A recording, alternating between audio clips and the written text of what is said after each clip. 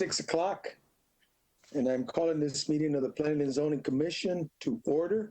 It is August the 6th of 2020. The first item that we have is roll call, please. Yes, Mr. Chairman. Erasmo Villarreal. Present. Jose Tellez. Jorge Dominguez.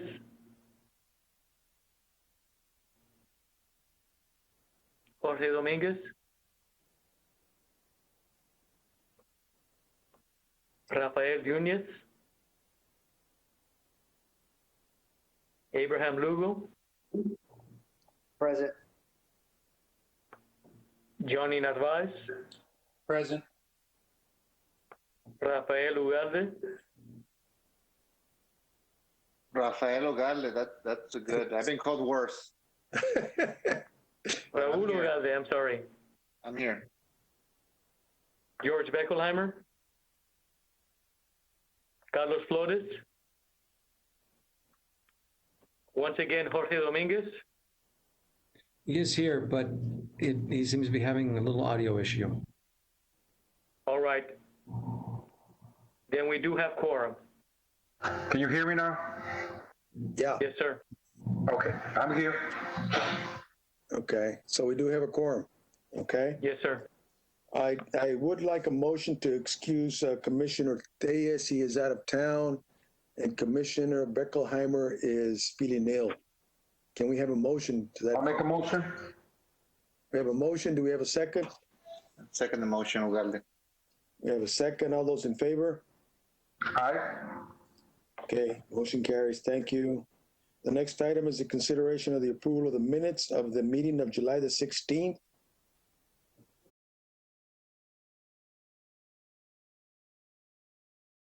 Commissioner Duenas did just join the meeting. Who did? Commissioner Duenas? Duenas. Okay, very good. And I know that, okay. Have y'all had a chance to look at the minutes?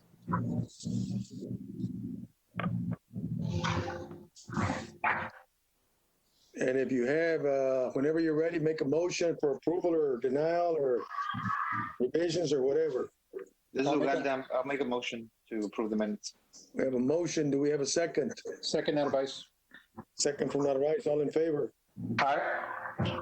Okay, motion carries. The next item that we have is citizens' comments. Do we have any current citizens' comments at this point? If we can give it about 30 seconds, there is a lag between this and what's broadcast live. Sure. It's channel. And our staff will alert you if somebody does call in.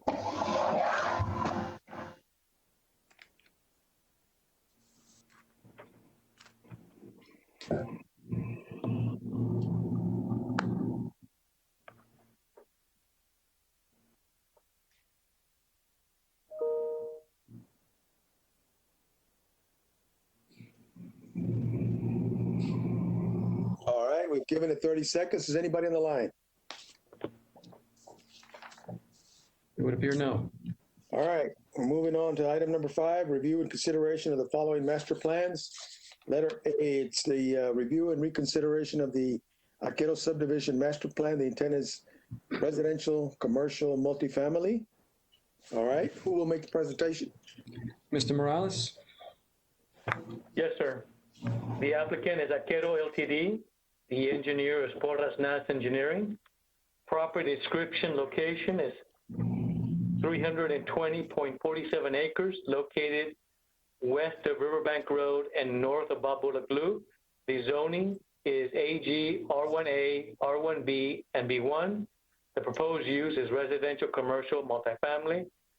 The proposed number of lots is 605. This is the general location of the Arquero master plan. An aerial photograph.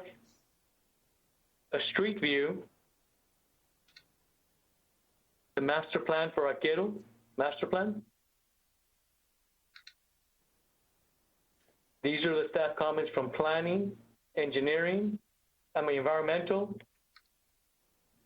water utilities, traffic safety, and this is proposed motion to approve or deny the reconsideration of the Arquero subdivision master plan. All right, let me ask you this is a reconsideration. What is it that is different?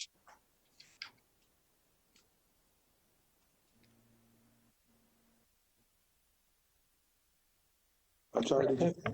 Feel free to join in. I believe it was the phasing for this master plan that they're reconsidering. Okay, let me ask you a question. On this master plan, 605 lots for the whole master plan, is that correct? That is correct. Commissioner Villarreal? Yes. Just to remind you, we do have the engineer, we will have the engineer or representative online for every one of these, and you can ask them those questions. All right, then that's fine. Let me listen to the engineer, please. Okay, Commissioners, I have Mr. Baldasso on the phone. Mr. Baldasso, you can go ahead. Yeah, good afternoon, Mr. Chairman and Commissioners. I'm Jaime Baldasso for the record, represent for Advanced Engineering, the consultant engineer for this project.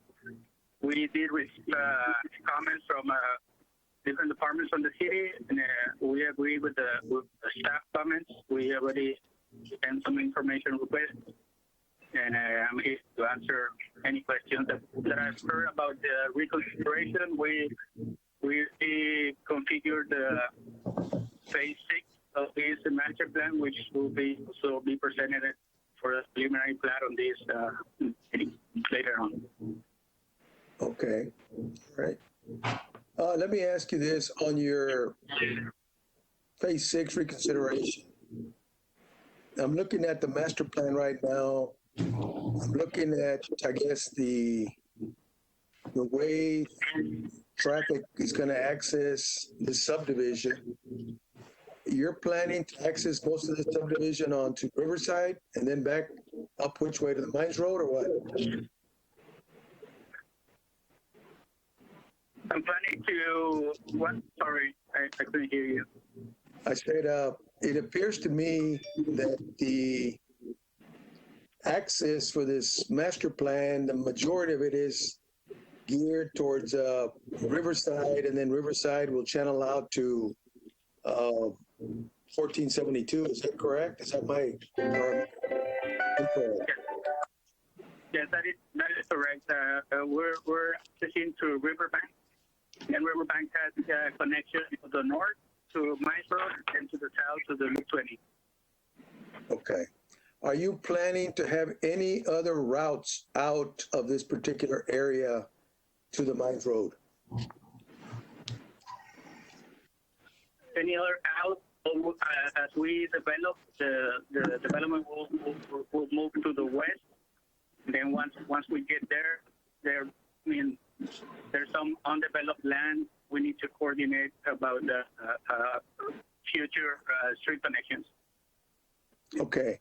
But do you have anything planned that would kind of have a street going up, I guess, parallel to, I think, what is that up there? The, is it Muller Boulevard? I think it's up in that area. Do you have anything planned that would hook up to Muller Boulevard?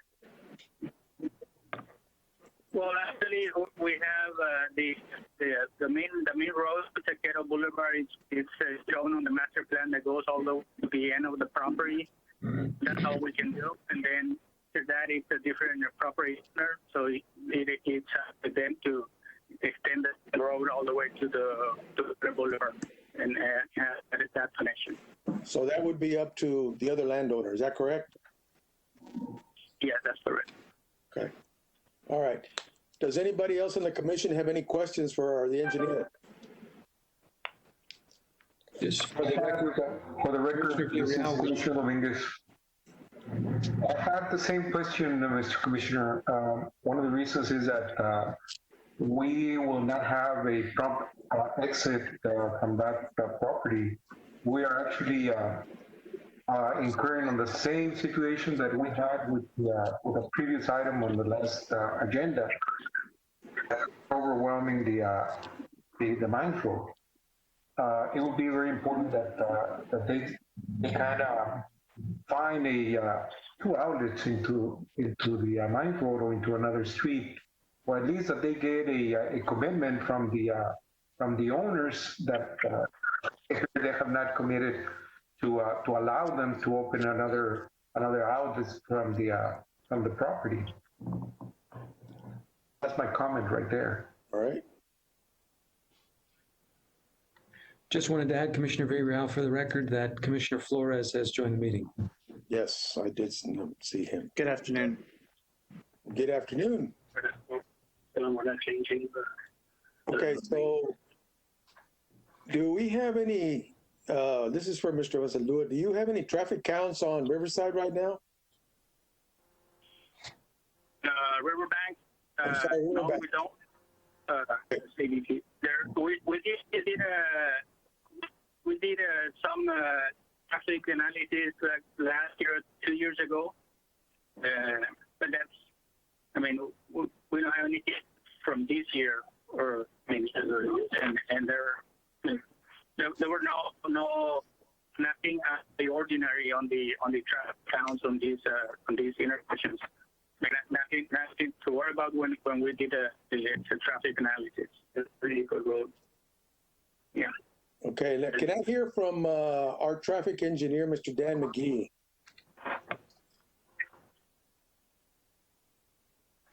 Good evening, Commissioner. Dan, let me ask you a question. I know that river bank, I think it goes, I guess from somewhere around the World Trade Bridge in that area, and then continues and it's on the Mines Road.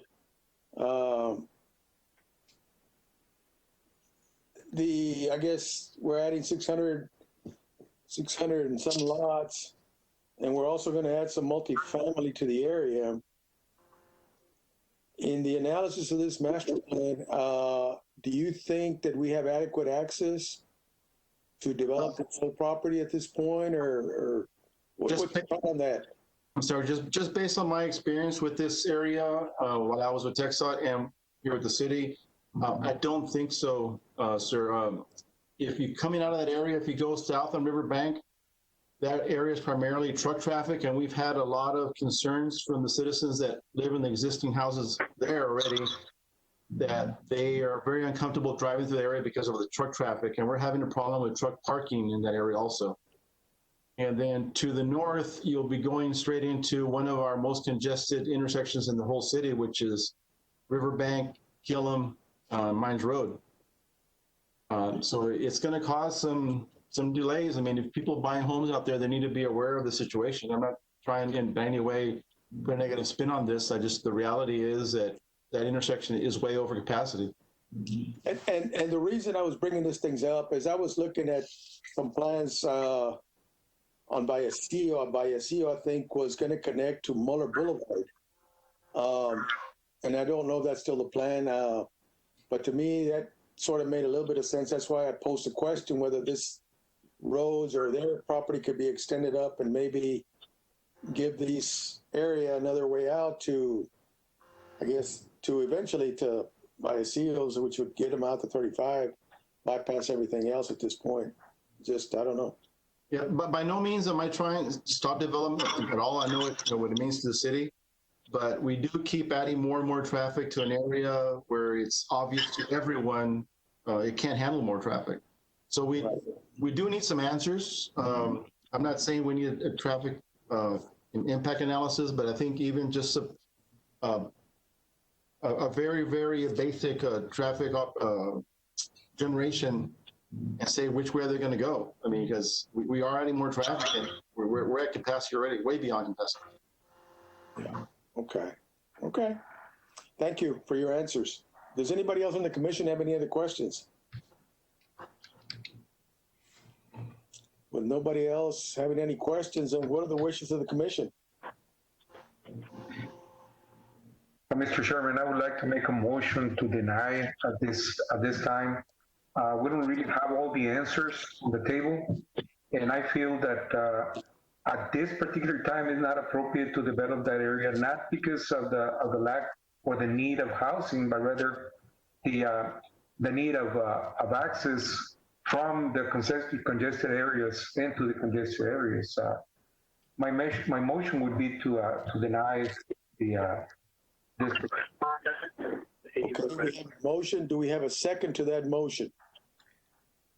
Can I just point out that they do have an approved master plan? This is a reconsideration, so it won't necessarily stop them from going forward. It just changes their plan to amend their previous approved master plan. Yeah, it would fall back on the previous master plan. So, yeah, okay.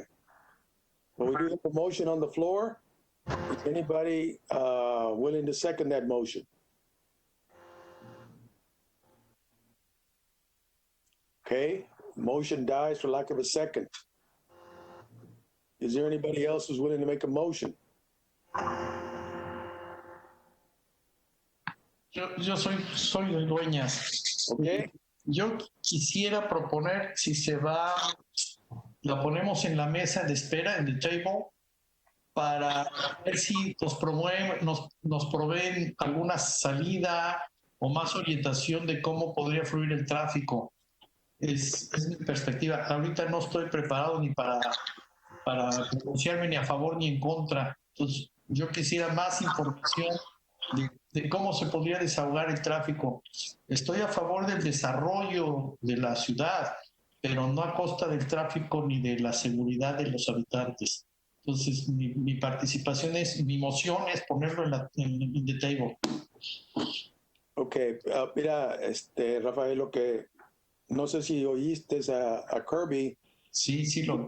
que Sí. el master plan está aprobado, lo que nos está pidiendo nomás es un reconsideration. Ujú. Que si acaso no lo aprobamos el reconsideration, como quiera el plan que ya está allí, es el que va a seguir, ¿ok? Correcto. Es todo lo que es esto. Y el reconsideration de ellos, si no me equivoco, era para la fase 6, mover la fase 6 o algo así. Sí, pero insisto, no me quedan muy claras las salidas, que es lo que Mr. Domínguez y Sí, no, claro. usted Chairman, estuvieron cuestionando. Entonces, no me quedan muy claras todavía las salidas. No estoy en posibilidad al tener mis dudas. Gracias, Chairman. Thank you. Chairman Danny McGee again. May I say something? Yes. Okay, Yes. I'm sorry to interrupt. Whatever you guys decide to do tonight, I can try and get together with the engineer and the developer and see if we can come up with something that doesn't require a time-consuming study, just based on their engineer's experience and mine, and see if we can hash something out. Regardless of what you want to do, we can still do that. Okay. Well, it might be, I think from what I'm hearing from the commission, and I haven't heard from all the members, but at least 2 of us or 3 of us are looking at figuring out what may be possible solutions that could work for traffic flow. I don't know, can I hear from other commissioners and see what you all feel on that? Chairman, this is Ugalde. Just to clarify, Riverbank opens up onto the frontage road on World Trade at 69, right? Right. And then it opens up also to Mines Road. So there's 2 possible ways to get out of there, right? Yes, right now, yes. Okay, so the congestion is mainly on Mines Road? Correct. Or both intersections? Well, it's probably, the Mines Road goes to both of them.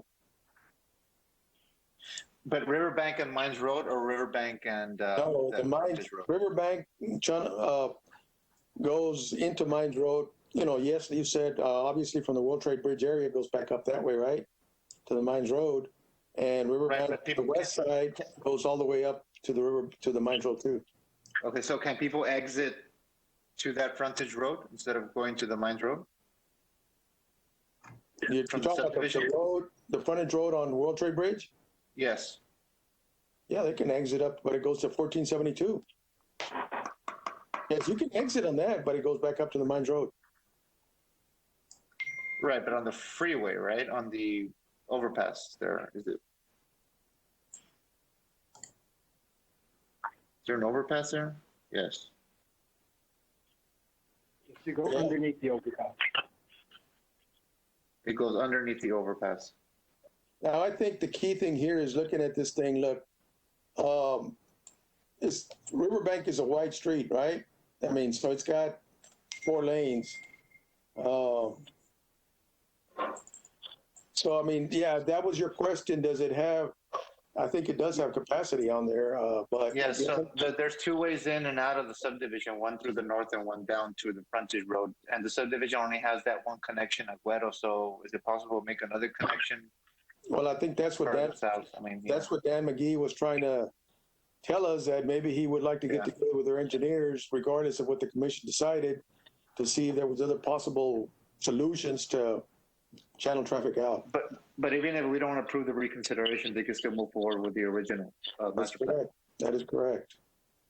I will also point out that one of the comments from traffic does require them to provide a secondary access for the further phases once they get into this. And so that was a comment already there that the engineer agreed with, and approving this with the comments would allow Dan to go forward with, Mr. McGee to go forward with that plan to look at some trip generation and look at where they could get that second access.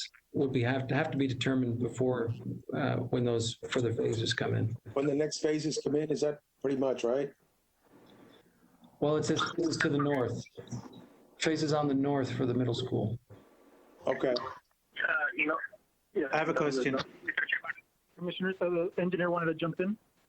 Sure. Yeah, just as a side note, on Aquero Boulevard to the west, heading parallel to the Rio Grande River, when the master plan, the initial master plan was approved, the owners of La Bota had agreed to align their street at our exit.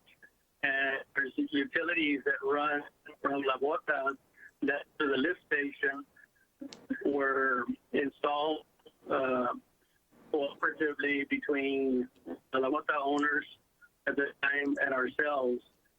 So the alignment is already set. Now, as far as Riverbank is concerned, as far as Aquero is concerned, where we exit Aquero, we have 3 lanes. We have 2 turning lanes and a straight lane. Getting out of the subdivision, we have 2 lanes into the subdivision. As you exit to the north on Riverbank, you have 4 lanes with a separation in the middle, and then it folks to 2 lanes, but only because it's all striped for 2 lanes. So basically, the striping in there, covers it.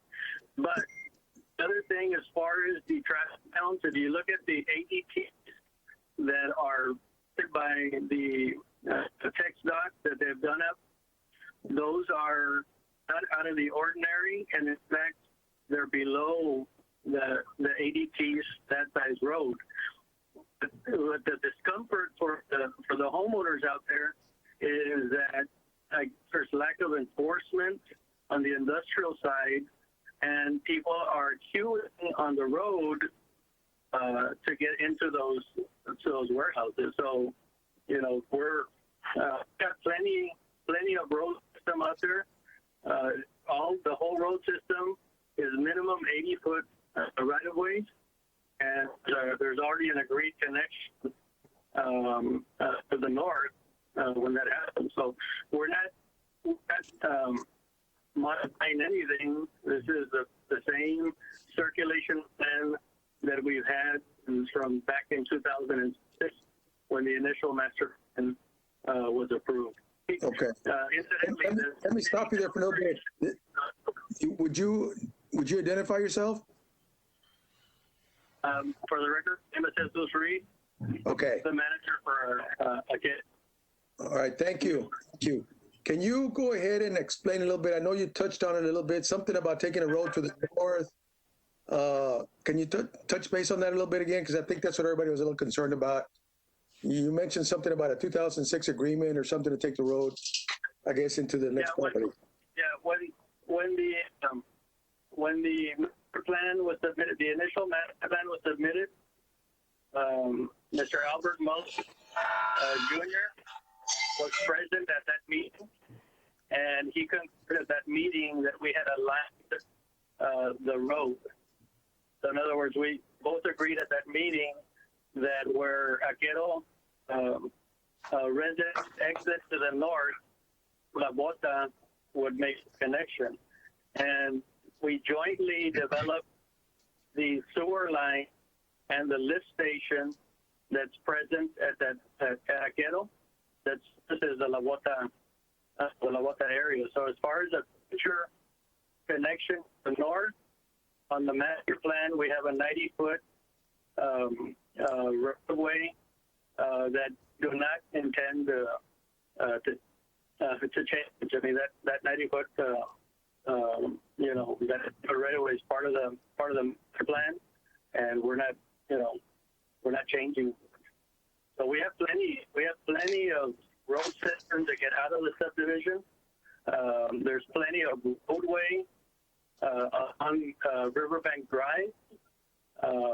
It'd be a tragedy to not allow residents to live out there close to where they work.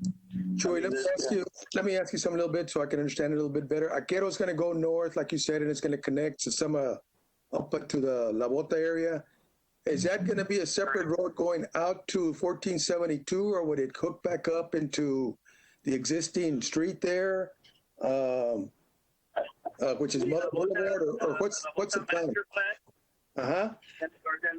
In the La Bota master plan, they aligned the Aquero Boulevard connect up to Muller Memorial. In their master plan, these two roads connects to Memorial, and then, I'm not sure what connection they have to connect it to Emerald Valley and that kind of stuff. I mean, I'm not familiar with any with the long-range thoroughfare plan. All I know is that the MPO is doing some serious studies on that area, and my understanding is that the Killam had donated land to address the intersection at Mines Road and Killam Industrial Park. So, I mean, I don't know, maybe I have misinformation, but I thought the last time that saw stuff going. Well, let me ask you this, Joey. The property that is, I guess, La Bota area, right? On that extension that goes into that property, you said you had an agreement, I guess, to construct that street all the way up to Muller Boulevard. Is that? No, there's no agreement. We agreed to align. Okay. So there's no connection. That's the alignment already. That's the agreement. Okay, so you would just basically, I mean, like anything, you're responsible for a road up on your property only, and if there's no connection from there on the other property, then there's no out, right? Right, which is normal in any. I mean, that's not any different any other subdivision in the city. Okay. In one of the documents that we submitted, or we may have submitted to engineering, it's an agreement where the residents of Aquero can use within the rules and bylaws and all that stuff, that residents of Aquero, doesn't say everybody else, but that they can use those roads should that ever happen. It's in the development agreement that we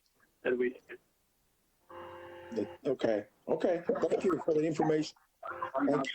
Does anybody else on the commission have any questions? Yes, Mr. Chairman, Jorge Dominguez. One of the reasons that I made a motion to deny is pretty much because everything that we have heard is assumptions, and none of the agreements are in writing. And we always, not always, but some of the areas have been left without outlets because at one time or another there was a proposed alignment. And like you mentioned previously, the owners, either they decide not to develop that area or continue with the road, I mean, it's as good as not having an outlet. Commissioner Dueñas spoke about a possible tabling of the item. And if he does the motion, then we can have a follow-up on this wherein they can bring something in writing that they are actually gonna provide all what they're saying that they're gonna provide. I mean, I understand what Kirby is saying as far as that we already have approved the master plan, but this is a good time to add the conditions to develop this area, wherein whoever is going to live there is going to be comfortable living there and being able to exit the area at a convenient pace. So I think that the best way to cover and to be safeguard the community is to approve something that we know that is going to be of a good movement and motion for the community itself, and of course the comfort, because when they buy, I mean, that they're there to stay. We already have a lot of issues with the neighboring residents, and they do have a count right there, Mr. Chairman. That's my comment, and that's one of the reasons that I wanted to deny, because what is being brought before us is not complete. Okay. Chairman, may I make a comment? Yes, of Or course. or a question? I guess, Kirby, if you don't mind explaining, if we deny this request, they can proceed with construction and there would still be the same traffic impacts that we're talking about, or does denying this request mitigate that issue? Denying this request will not stop this development. They do have an approved master plan. They were reconfiguring the phases. And so the same basic transportation infrastructure is there in the older master plan or in the already approved master plan. So Okay, they could go forward with that. Okay, and then the second question is, if we do approve their request, is there still a time for them to address the traffic issues in those comments moving forward, so that way we end up with the result that the commission wants, which is to allow for development, but to also address the traffic concern, or does that preclude us from providing some guidance and requirements for them to resolve the traffic issues? Well, at this point, when you approve with comments, which the engineer agreed to, approving this with the comments, there is a consideration there for traffic safety that they need a secondary access for the phases on the north for the middle school. Now, that's not figured out right now entirely. And if you want to see that design figured out before, you could table and ask them to fix those things before, maybe give you some of those traffic numbers that our traffic director is asking for. Or you could approve it with the comments and trust that process is going to take place when they bring you a new phase.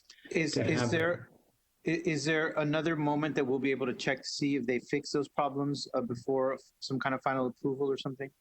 When the individual phases come in, but they would have to, if they couldn't work out an agreement with traffic, then they would, that the phases, basically when these individual phases come in, would be your opportunity to approve or deny those phases, to say, no, this is not working out. If based on the sitting down with traffic, this configuration didn't work and they weren't providing that secondary access, then and a redesign needed to occur, they would need to come back again for a reconsideration master plan to work that out.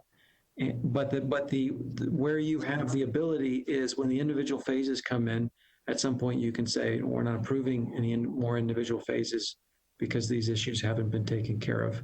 And the individual phases are going to come to us regardless, right? I mean, in other words, they will, yes. Yeah. Okay. So that it's not like if we approve, we're adding something that isn't still going to happen anyway, which is the individual phases coming, right? That's correct. I mean, ultimately, your authority is over the actual phases. Development can't.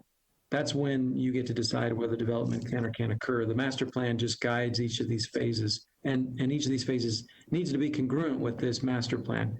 But at some point, if you decided it's not working, then yes, you could stop the approval of those phases. Okay. And right now, Rafa, do you know which phase we're at with this? I think we have 2 or 3.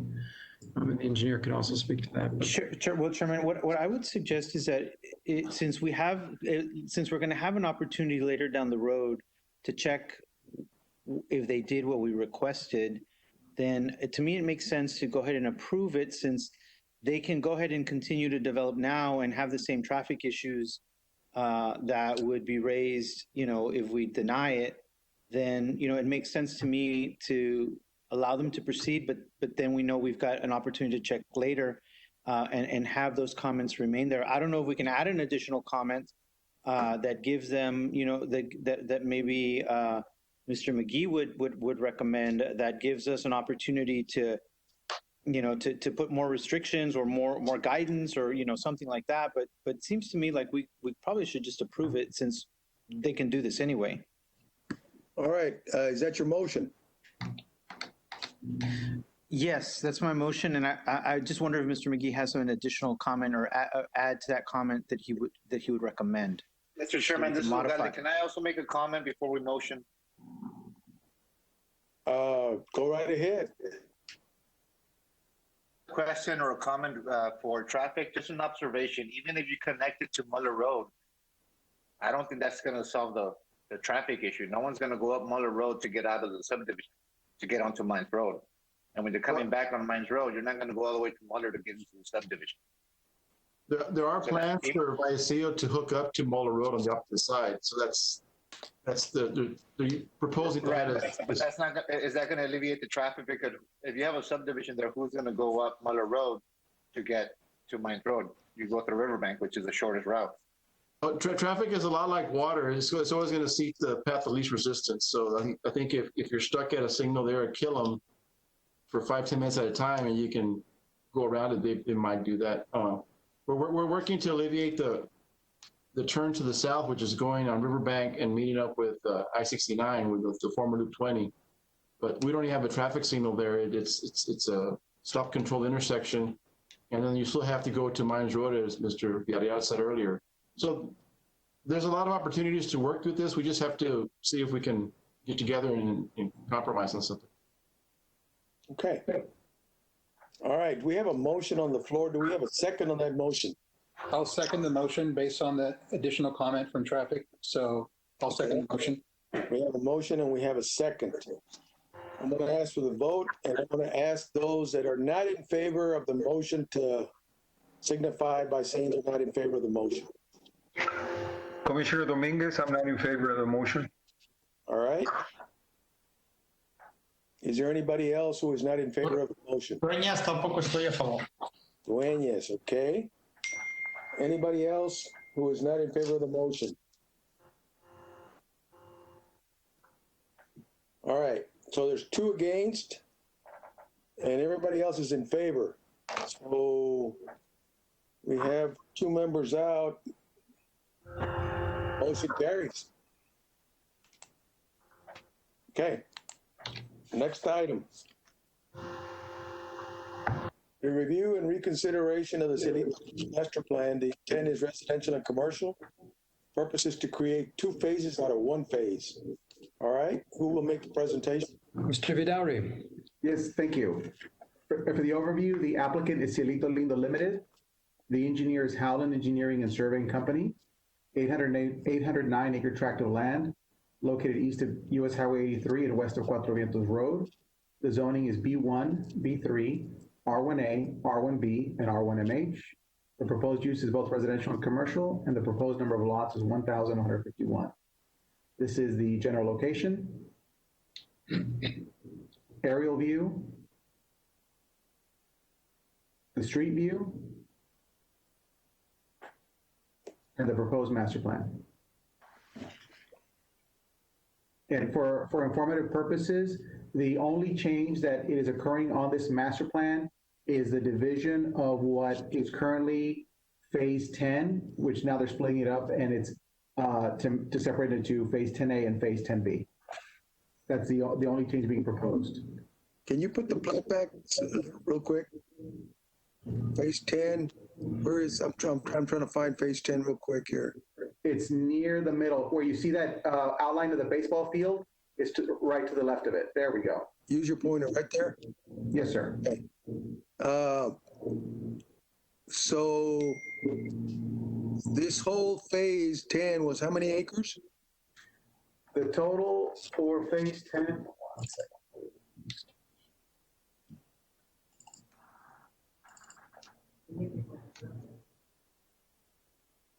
The total for phase 10 is approximately a little over 4 acres.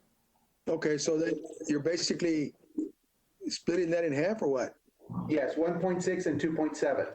Okay, two different tracks. Okay. Yes. And under agenda item 6B is the actual request for that preliminary plat. Okay. All right. Thank you. Thank you. Yes, sir. All right.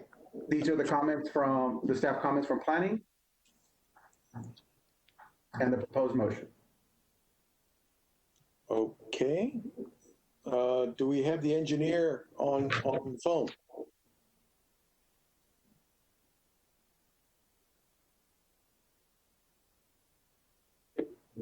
Can you go again, Rick? Sorry. Mr. Enosa? Give me 1 second. The line was cut. Okay, we just need a second. He's going to reestablish contact. Okay, Commissioners, Mr. Villarreal is on the line. Good evening, Commissioners. Ricardo Villarreal, Howland Engineering and Surveying Company. We concur with staff comments on the master plan. Okay, thank you. Does anybody on the commission have any questions for Mr. Villarreal?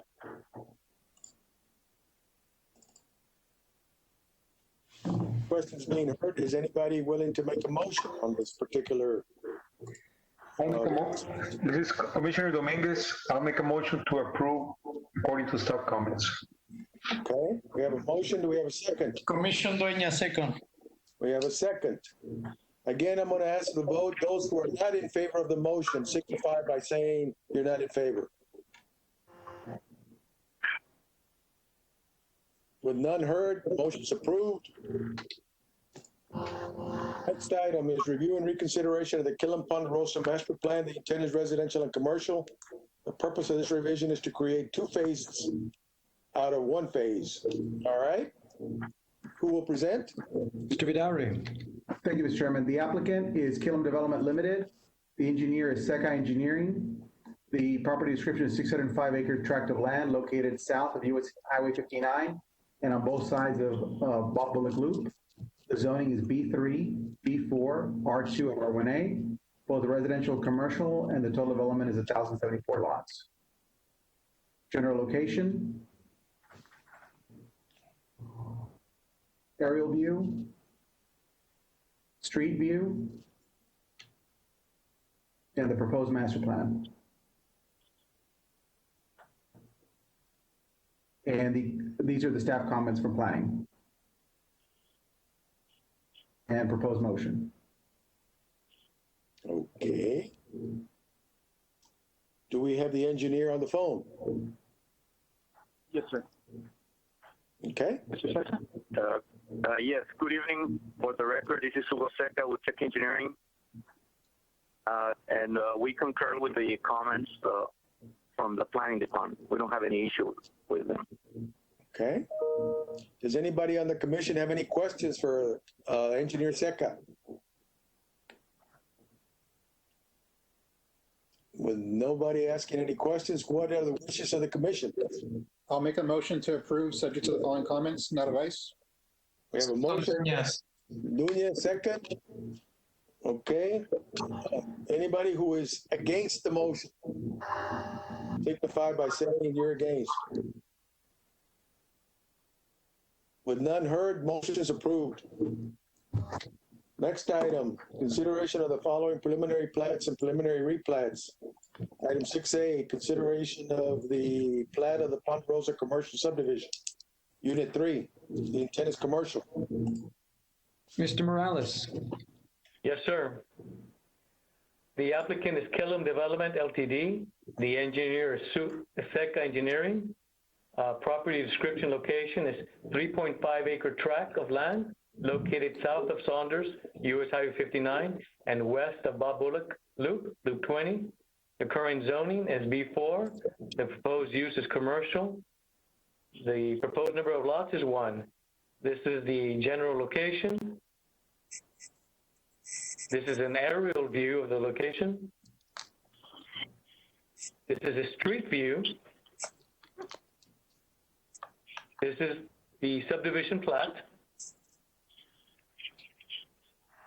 These are the staff comments from planning, engineering, fire,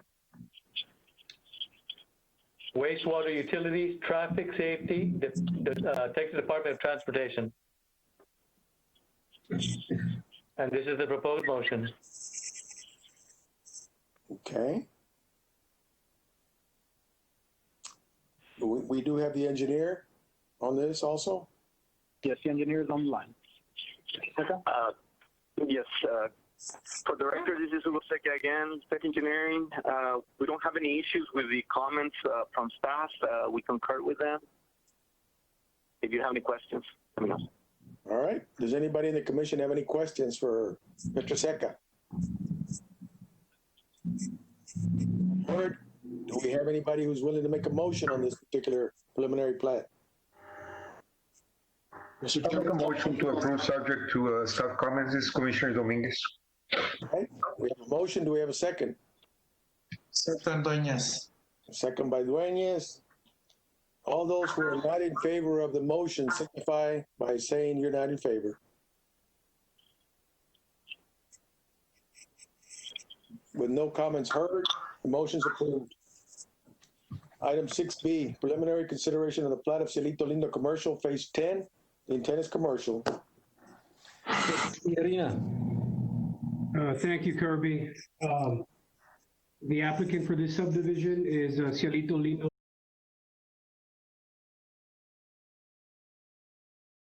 Description, the property in question is a little over 1.5 acres, located south of Cielito Lindo Boulevard and west of St. David Lane.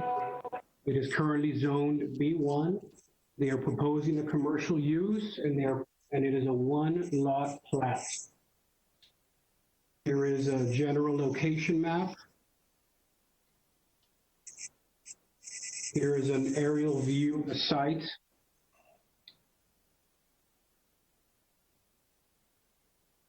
Here is a street view of the undeveloped tract. The proposed plat.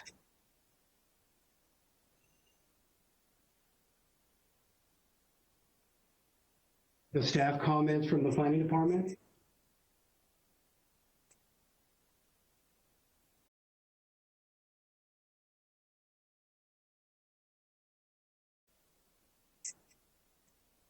Traffic. And the proposed motion for this item. Okay, thank you. Do we have the engineer on the phone?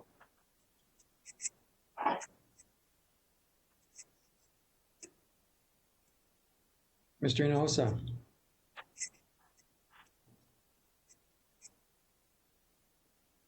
Okay, now you're in. Sorry, Rick. Sorry, Ricardo Villarreal, Howard Engineering and Surveying. We concur with staff comments on Cielito Lindo Phase 10, and if anybody has any questions, I can answer. Okay. Does anybody in the commission have any questions for Mr. Villarreal?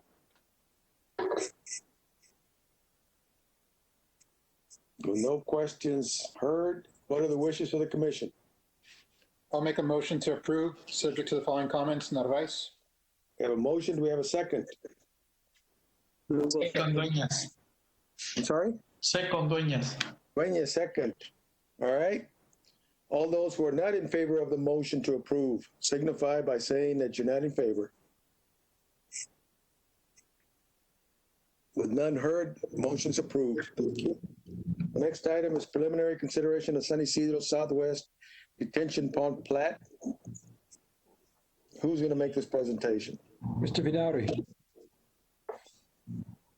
Mr. Chairman.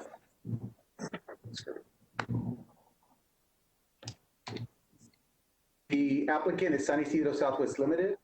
The engineer of record is Howland Engineering and Surveying. 18.79 acres located south of San Isidro Parkway and east of Springfield Avenue. The zoning is AG and B4, and the proposed use are detention ponds. The proposed number of lots is 3. General location, aerial view,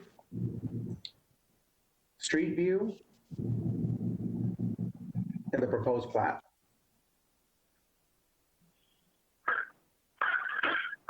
Comments from planning, engineering, water utilities, and traffic safety. And the proposed motion. Okay. Do we have the engineer on the phone? Yes, sir, the engineer. Mr. Villarreal? Am I on? Yes. Hi, it's Ricardo Villarreal, Howard Engineering and Serving Company. I'm here to answer any questions. We do have just one comment on the water utility comment. The comment number 1 says easements through detention pond, canals, or future right-of-way shall be with all-weather access road. So the backstory of this is these ponds were constructed about 10 years ago to satisfy the detention requirements for the surrounding residential subdivisions, mainly Frontera, and also it's basically for all of San Isidro Southwest, which is their southwest quadrant of their entire San Isidro development. Like I said, these ponds were constructed 10 years ago. There has been talks with the city where these ponds are going to be turned over to the city because the majority of the water, as per ordinance, that contributes to these detention ponds is residential. So the city basically takes over detention ponds when the majority of the water is residential. Now, for the city to take over these ponds, the city has asked the developer to plat the ponds for the city. All improvements have been done. There's no construction for this plat. It's a mere formality to turn over to the city these detention ponds. So that being said,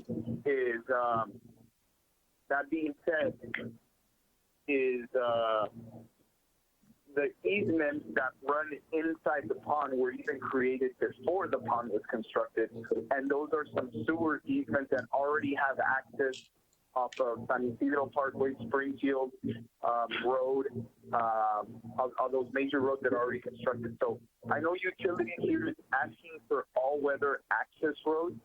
However, there's already access off of these major roads that are already paved and built. I just want to make sure that I clarify this comment with utilities at the time of one-stop shop, so that if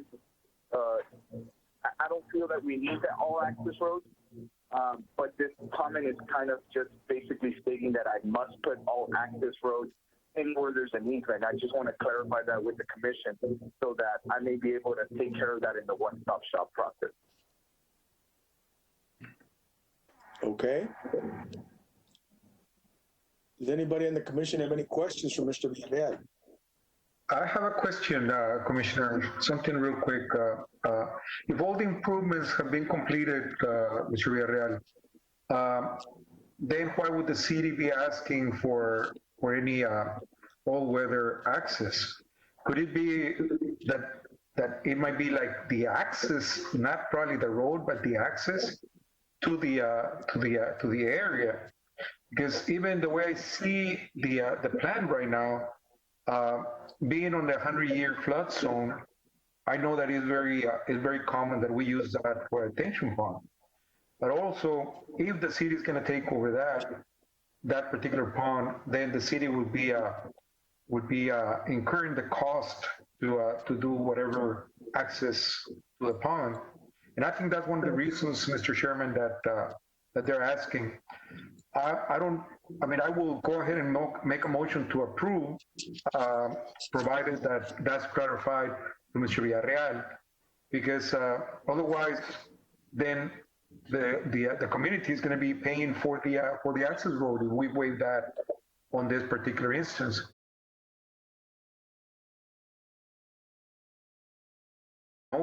There, and then he can work it out with the one-stop shop. Okay, So that's my motion right there. All right.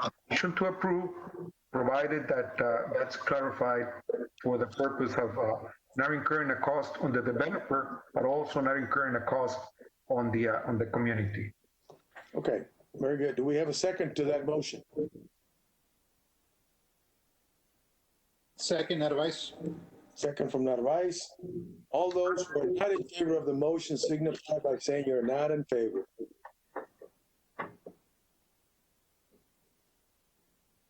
Okay, with no comments heard, motion is approved. The next item is preliminary consideration of the plat of Vaquero subdivision, phase 6. The intent is residential. Mr. Morales. Mr. Morales, you're muted.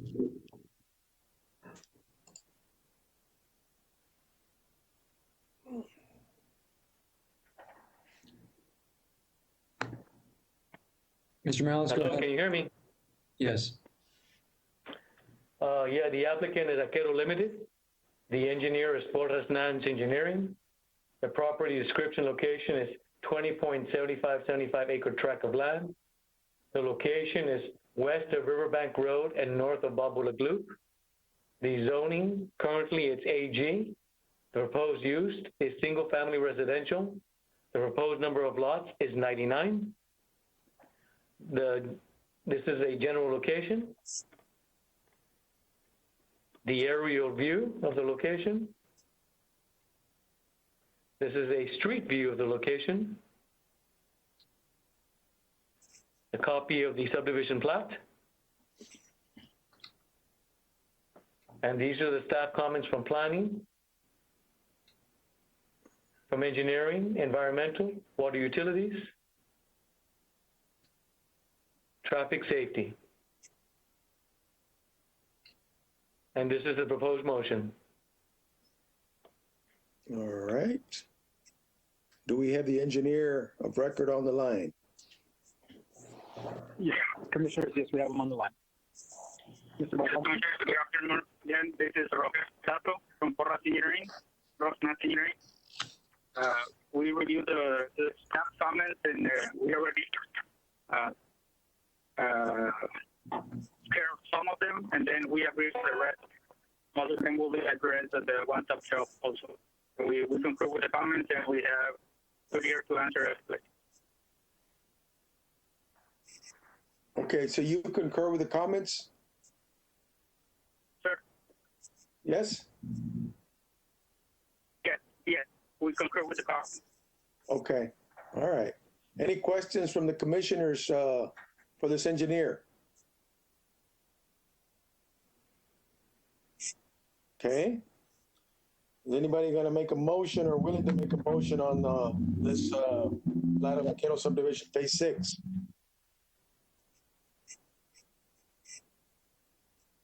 Motion to approve, subject to the following comments. Narvaez.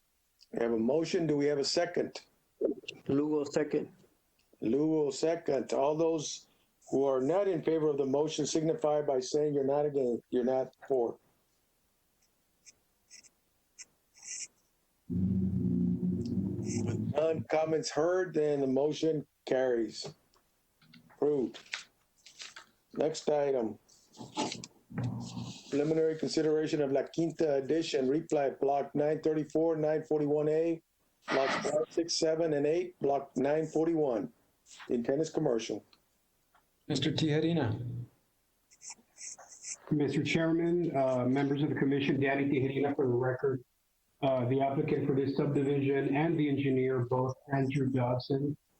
The property in question is 2.45 acres, located north of Baltimore Street and west of Santa Ursula Avenue, just off I-35 southbound.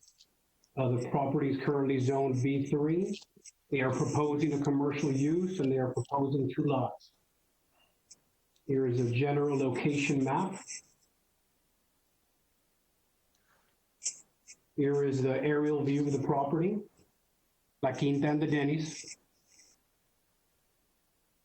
Here is the street view of the property in question. The proposed plat. And the staff comments from planning, engineering and fire,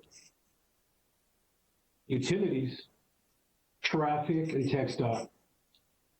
And your proposed motion for the item. Do you have the engineer of record on the phone?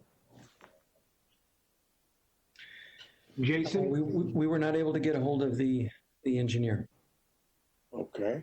Mr. Chairman, I can answer any questions. If you have any questions on the item, at least I can try.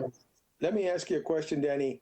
Yes, sir. I'm trying to figure out exactly where this expansion is going to go. Is this where the Denny's is, or where is this?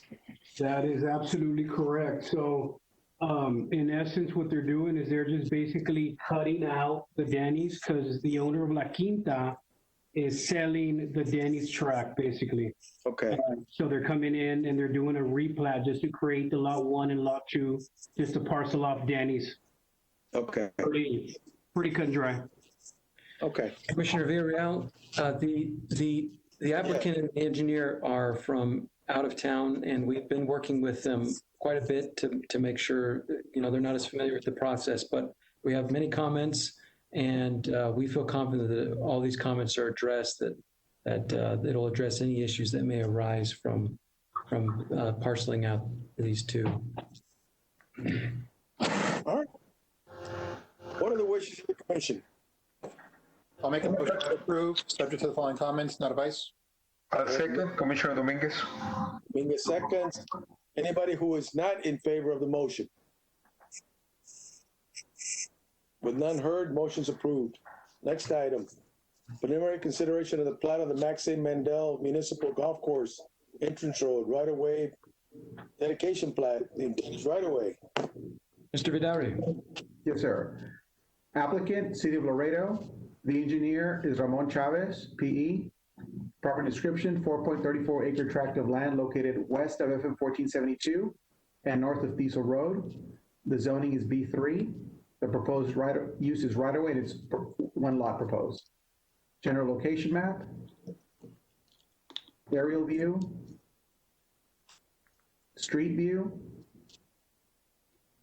and the proposed plat. Comments from planning and fire?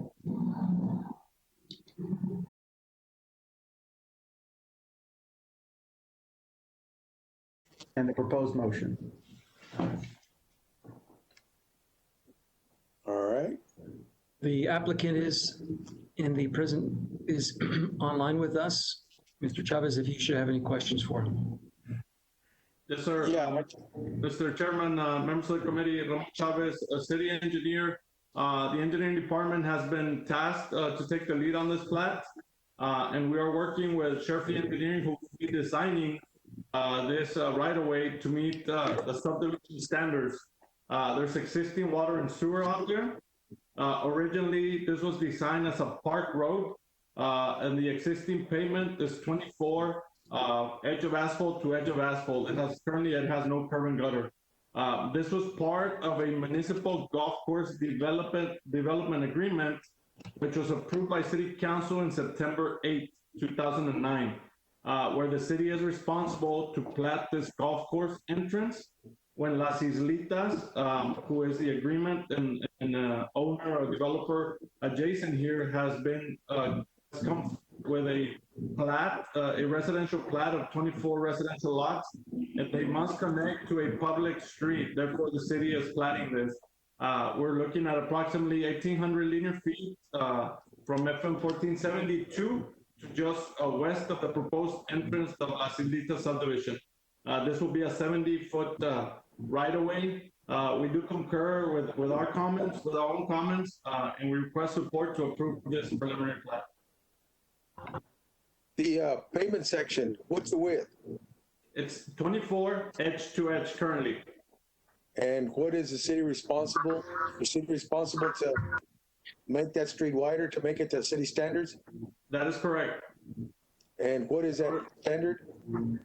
We're looking at either not less than 41 back-to-back, perhaps 50 back-to-back. Okay. Okay. Thank you. Does anybody else in the commission have any questions for Mr. Chavez? No questions heard from anyone. What are the wishes of the commission? Make the motion to approve, subject to the following comments. Narvaez? Second, Ugalde. Checo Dueñas. We have a motion and a second. All those who are not in favor of the motion signify by saying you're not for. With no comments heard, the motion's approved. Next item is preliminary consideration of the replat of Block 3.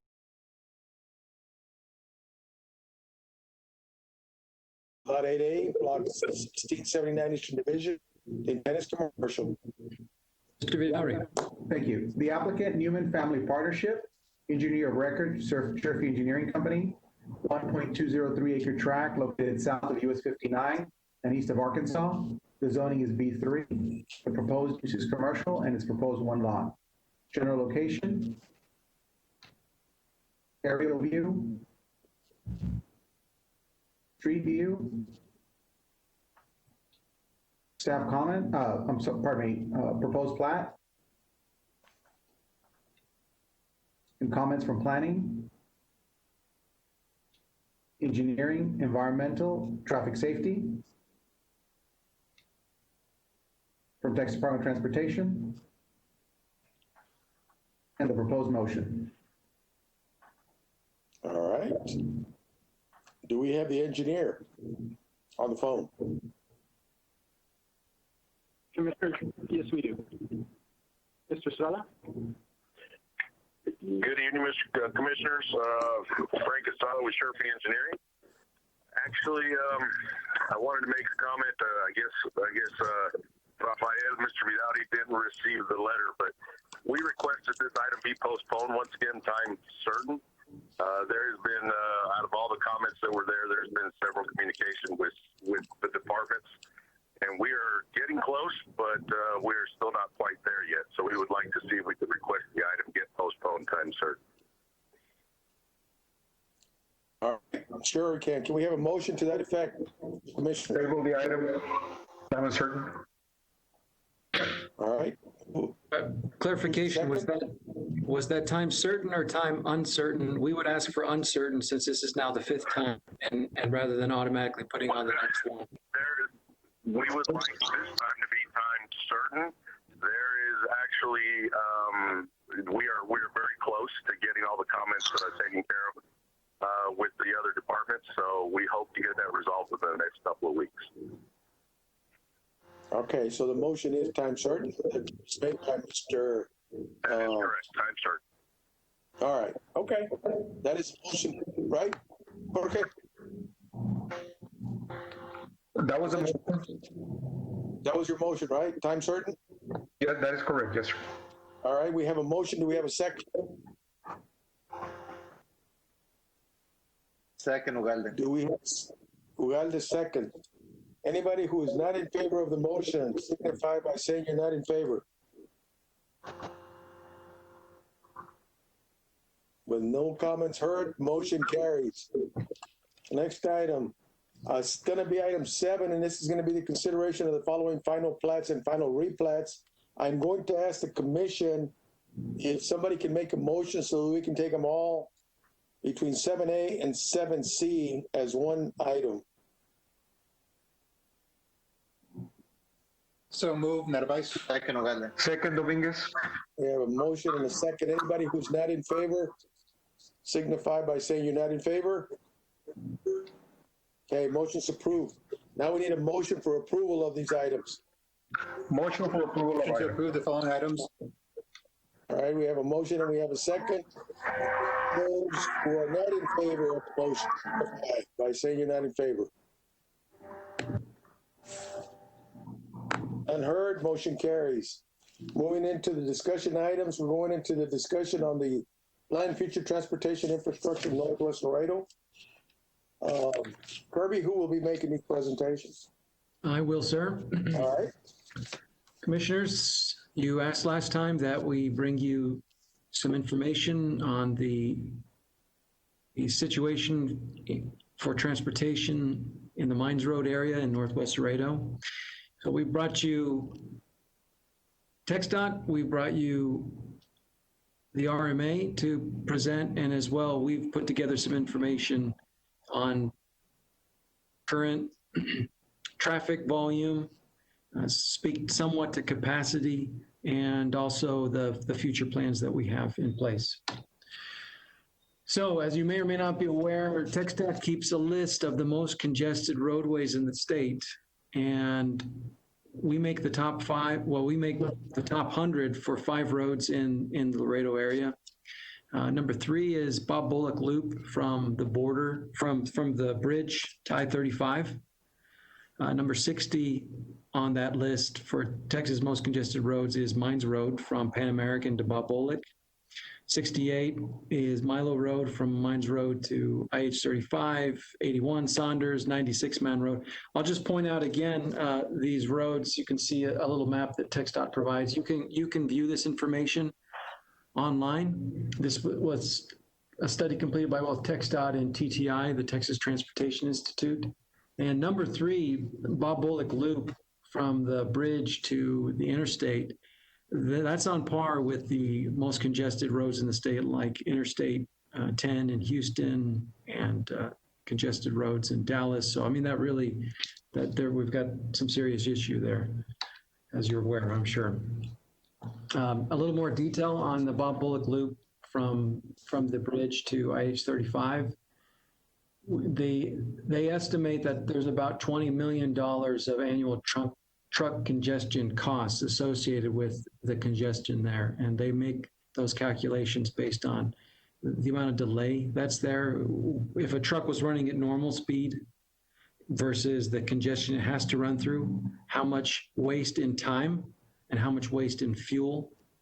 And they make those calculations, and we're looking about 20 million congestion costs. Those are primary costs. Those aren't secondary and tertiary costs that are also you may get because something gets delayed or something else.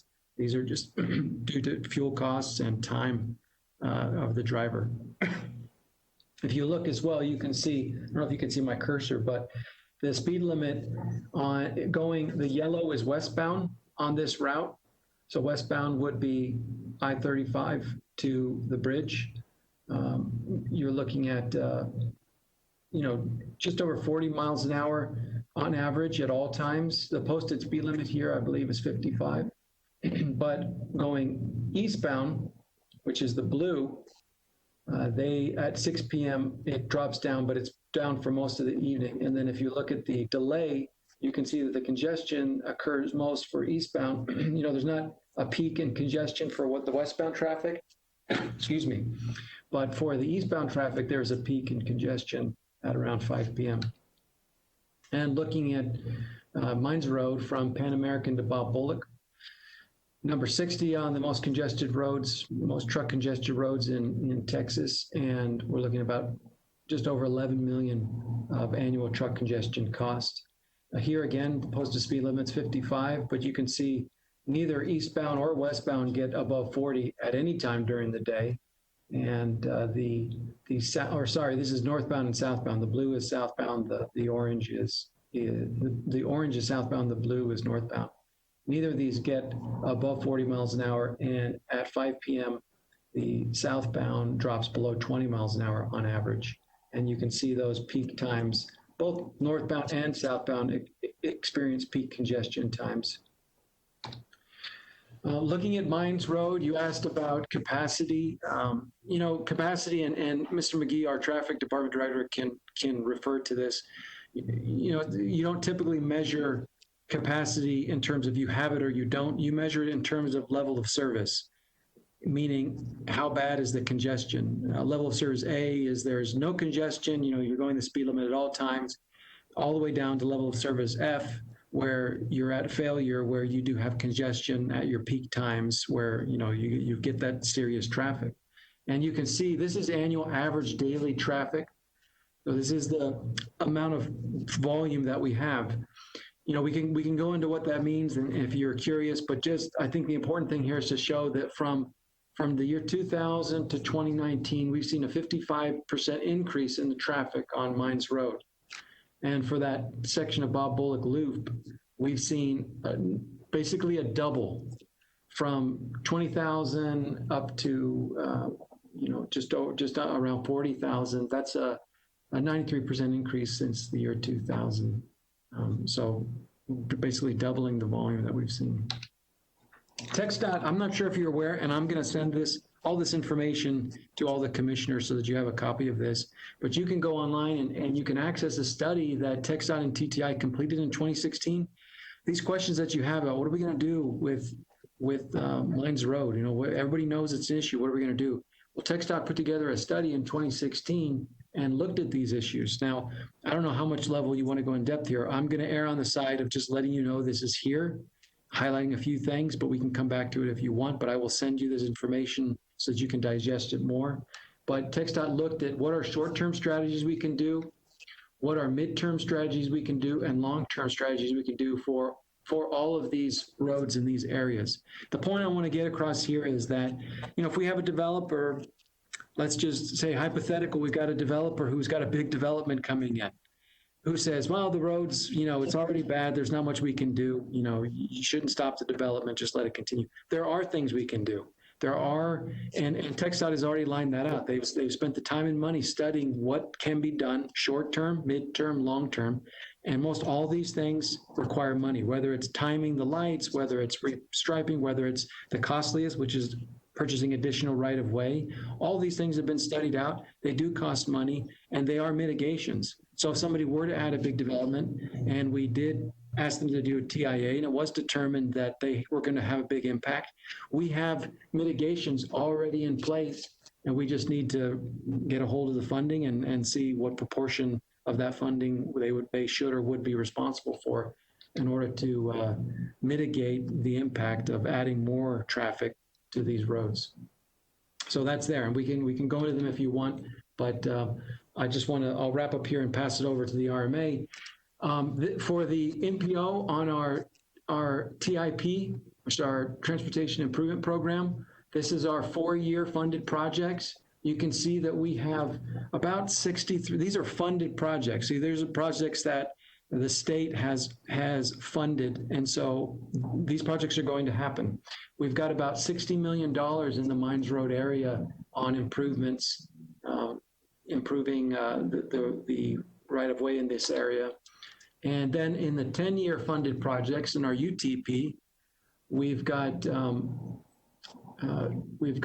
few more $1 million for improvements that can be made in this area. And then our long range, which is not funded, but it's our long range plan where we're looking longer term. We are looking at Vallecillo Road, and we've got an estimate of $60 million that we'll need to fund for that project to add a 5-lane.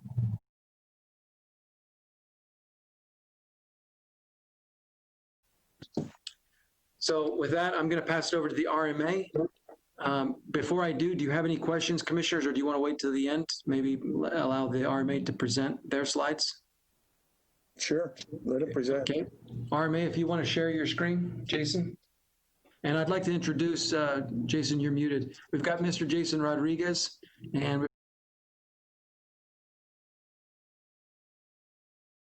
just want to say thank you for your time and joining us and being able to share information so that our commissioners have the most up-to-date information here. Absolutely, Kirby. Kirby, thank you for having us. I'd just like to send regards from our chairman, Jed Brown. He has family members in the hospital. He would have loved to have been here, but he sends his regards and has asked us to present tonight. Great. All right. And thank you, Kirby, again, for having us. And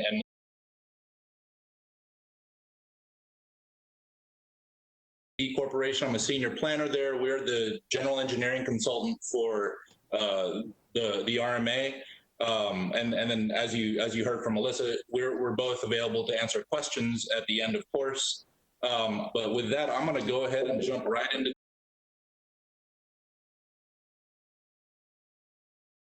continuation of it's actually a very nice setup. What Kirby showed you, the TxDOT and TTI study sort of started this in 2016. And so one of the things that was kind of looking at, as Kirby mentioned, was what can we do about congestion in the Mines Road area with FM 14?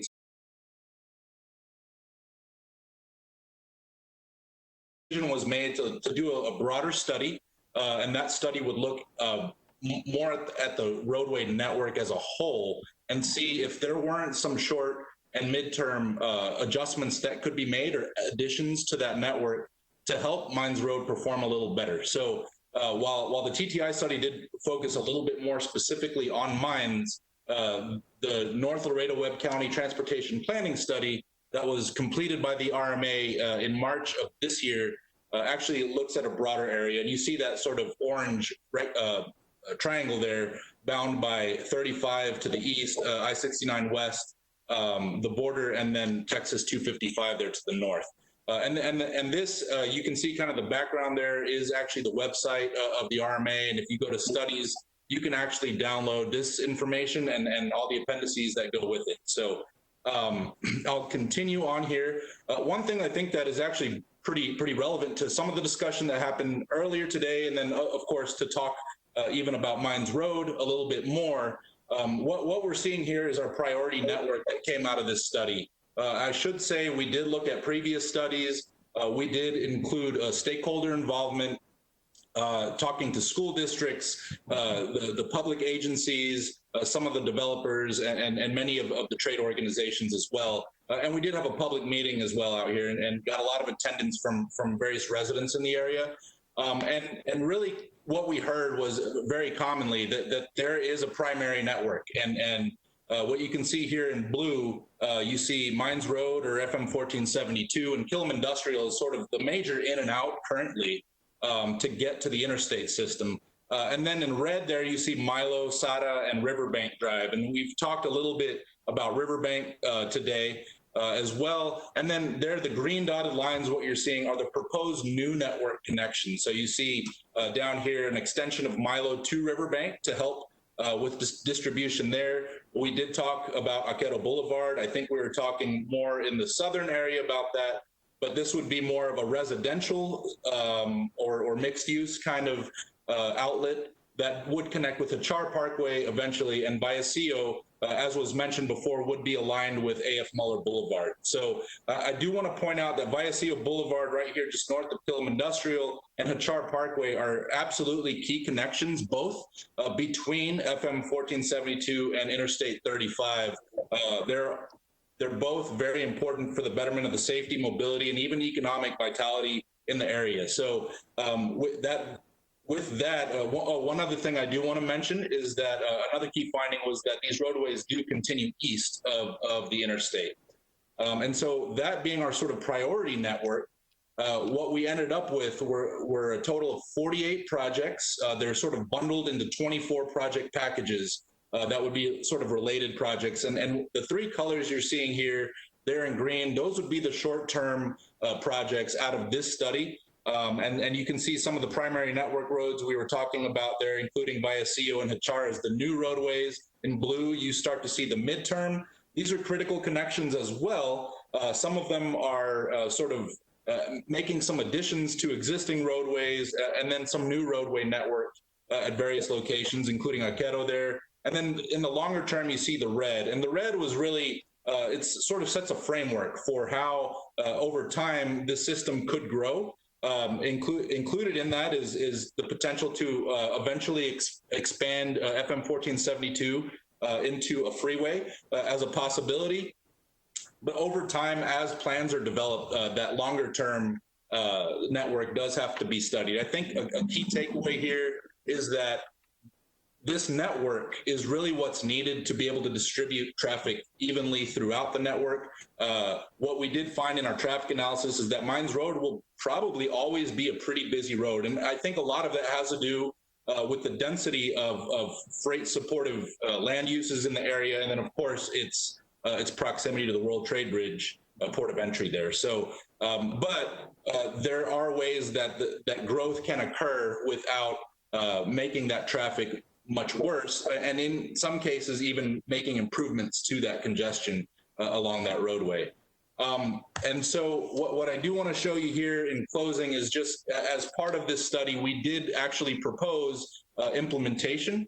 And so you can see sort of those there at the top, you see those top 5 sort of short term, and then in the middle, you see the midterm, and then the longer term projects there at the bottom, and how they play out over year and what phase of development they would be in, or construction for that matter. And then you can see there's currently a partnership, for example, between the RMA and TxDOT working on the FM 1472 and Killam Industrial intersection. That's probably that will be the first project that would be delivered out of this, and then Vallecillo and Hachar would be next. We did also identify Milo extension and some pedestrian upgrades to the area. So really our next steps are to formalize any partnerships that will be necessary on the public side, and even considering partnering with the private sector to deliver some of these roadways. As Kirby said, this does cost money.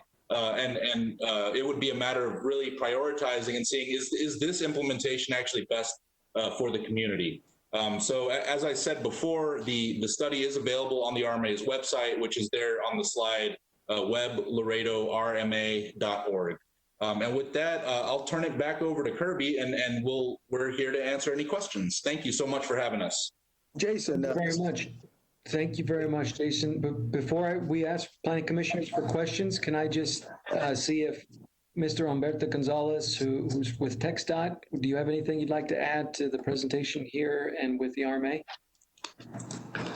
Yes, I do. Thank you, Kirby. Thank you, Plan Zoning Commission, Humberto Gonzalez, Director of TP&D for the TxDOT Laredo District, for the record. I just want to echo, all the hard work that's gone into play with the planning department and the RMA to study this integral area in North Laredo that we know is definitely a congestion and a hot point, as Kirby showed. But I also want to point out is that TxDOT is not only, planning, but we're also putting our money where our mouth is. So I want to tell you guys a couple of projects that you're going to be seeing implemented very soon that are funded, that you all may or may not be aware of. Just today, that number 3 on the most congested list that Kirby showed, I-69, from the World Trade Bridge to I-35, we led a project today to widen I-69 to 3 lanes in each direction. It was a $14 million project that was led today, and that construction will start hopefully the next few months. It'll take about 440 calendar days. It's a 7-day work week job because we want to make sure that work gets done as soon as possible. So obviously major improvements coming to that area of I-69 and 1472. The number 60 roadway, which was FM 1472, that I just want to mention how happy I am at being part of TxDOT that this commission is really placing a lot of importance on 1472 with these additional developments coming in. We need to make sure that we plan them accordingly. I think a lot of times TxDOT gets asked, what are we doing on 1472? And I think we all know that in order to really solve the problem on Mines Road, it's a joint effort between TxDOT and the city and the RMA. So I'm very happy that we're working together to accomplish that. And really that's the only way it's going to get solved, is by all of us working together. And you commission, this Plan Zoning Commission plays a big role in that. So thank you for that. So that number 60 roadway, we have a project landing in November. Like Jason said, we're adding a right turn lane on Mines Road in between I-69 all the way to Killam, and that's to alleviate traffic and to allow an extra right turn lane going into Killam Industrial.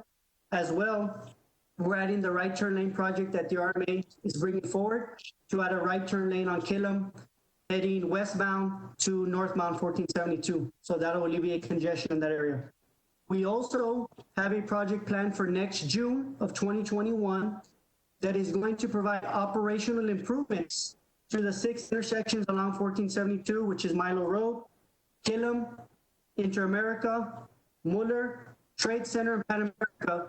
Within our existing right-of-way, we're going to be doing intersection improvements to a tune of $5 million to improve traffic flow through that whole area.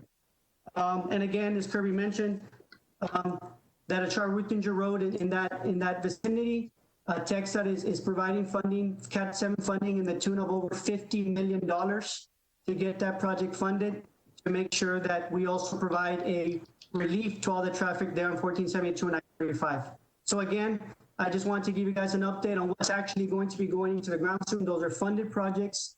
Those are certified, are going to let it. And I want to thank the commission and the planning department, the city, for all the work that we've been doing together. Thank you. Thank you very much, Mr. Gonzalez. And I'll turn it back over to the commission. If you have any questions of us, of the RMA, of TxDOT, we're happy to answer. Kirby, I do have a question. Yes, sir. The question that I have is, given that the World Trade Bridge is our main focus of entry and exit, what percentage of the traffic on a daily basis comes into 1472 and goes back out on 1472? That I can't answer for you right now, but I can get you an answer for that.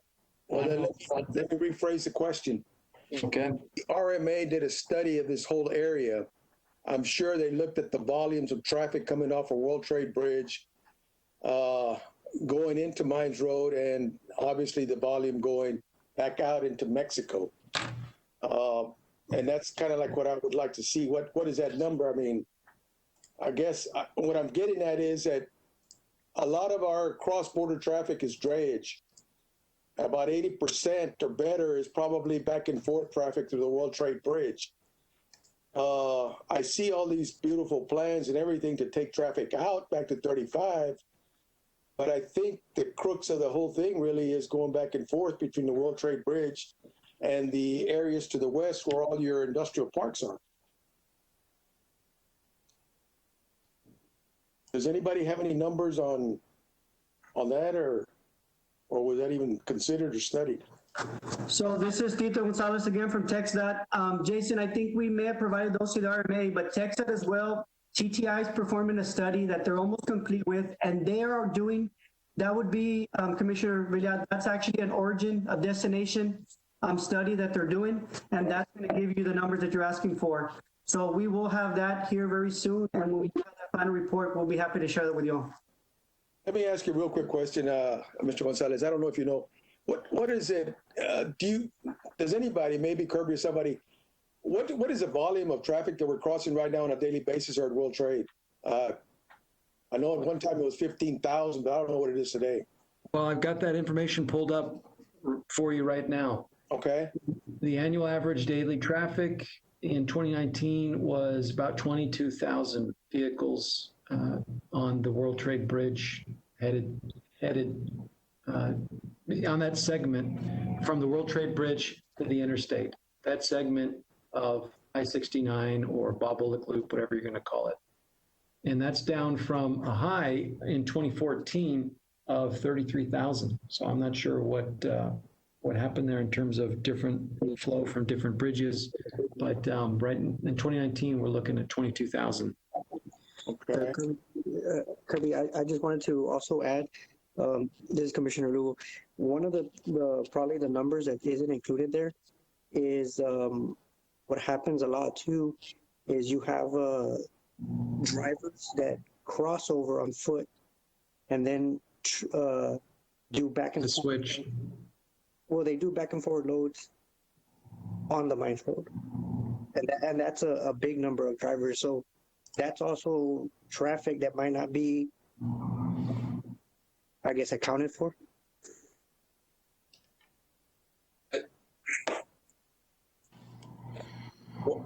This is Jason Rodriguez. I think one thing that I'll say is that, and the commissioner is absolutely right, that a lot of the traffic that's going in and out of this area is drayage. It's not just necessarily going to and from the port of entry. While there are significant counts there, a lot of it is traffic that's just trying to get from one place to another within Laredo, from one sort of storage area to another. As they unload, then they'll reload somewhere else. So really what we found is actually expanding the network and offering other connectivity will help to alleviate.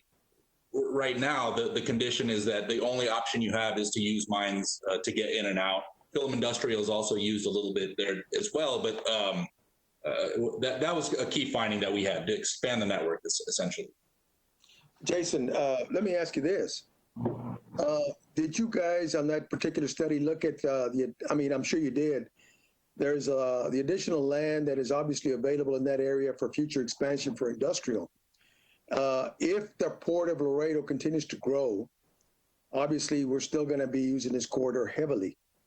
In your study, did you guys even consider or look at a very expensive option, which would be to put, and you mentioned it, an expressway over the Mines Road that would connect the World Trade Bridge maybe back down to this industrial area somewhere around Killam or somewhere in that area? Yes, sir. So that was right off the bat, I can say that was something that was seen as sort of a no-brainer in a lot of ways. I mean, it would add tons of capacity and be able to manage that. There are several complications, though, in that there's a restrictive right-of-way currently there along FM 1472, where development is actually within the right-of-way that would be necessary to do that expressway. Also, what we found is most likely the interchange between I-69 West and FM 1472 would actually have to be reconstructed or reconfigured in order to serve that purpose. So we decided not to eliminate that alternative. That's something that is in the plan, but it's more of a longer term fix. So in the short term, I think, TxDOT kind of, and we explained, that we're working right now for some short-term fixes for FM 1472, but certainly still included in the study is the longer range expressway. That is a very expensive proposition, and we did look at it to connect between I-69 West all the way to Texas 255. Okay, but let me ask you this: what you were looking at, were you looking at buying additional right-of-way to do an expressway section of 1472, or were you looking at what other cities have done, placing an expressway over an existing road and not having to get any additional right-of-way? So I think probably the assumption or the practice that we were including in that was to do it within a single right-of-way, not within the existing right-of-way. So we did think that it was going to be a better option for us to actually consider expanding right-of-way. So that cost did include expanding right-of-way. We even think if you were to elevate it and put it over that roadway, which I will be honest, that is something that was discussed. We still think that you're going to end up with substantial right-of-way requirements in the segment that's most densely populated at this point with businesses and so forth. So between I-69 and let's say Inter-America, that area, we would, regardless of the option, we would be getting into right-of-way. North of that, it's a little bit more flexible. Okay, and that is, what kind of a design were you looking at?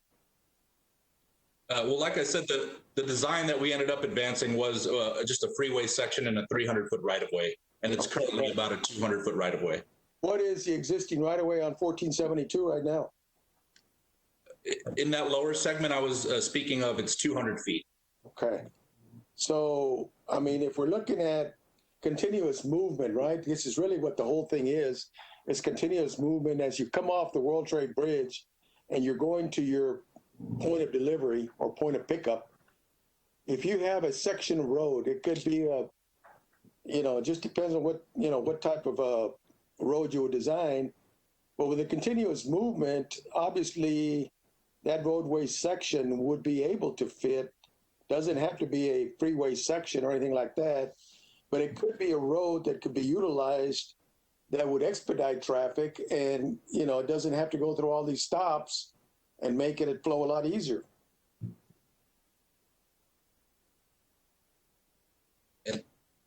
And I'm happy to continue. I mean, one thing I can say is that any of the intersections for that sort of controlled access feature that I think you're describing there, you'd still need, we'd need on-ramps, exits, overpasses, and things like that.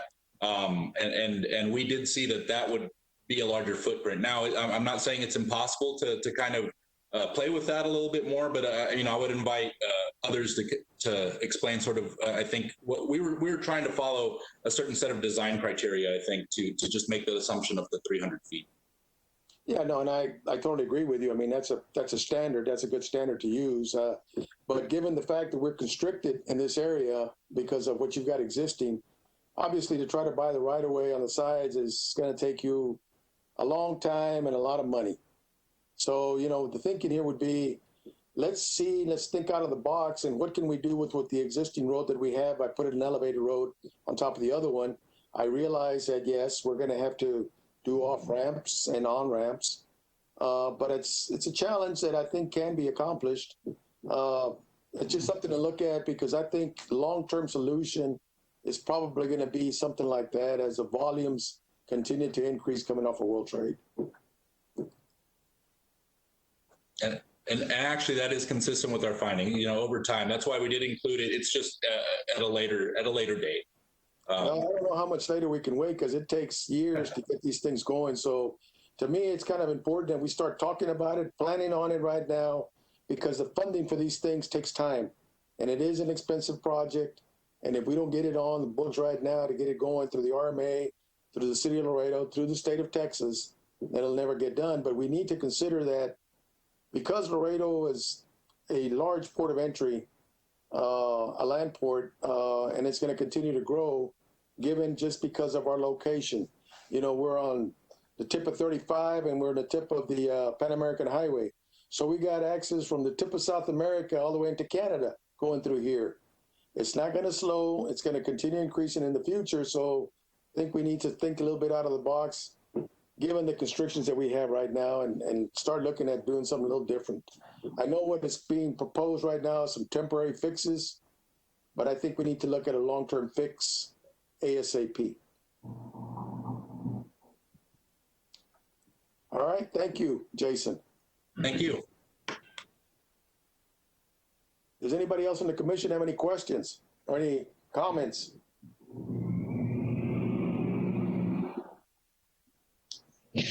I'm Rafael Dueñas. Do you speak Spanish, Jason? No, sir. Not well enough. Rafa Vidauri, can you help me? I would be happy to. Claro que sí, comisionado.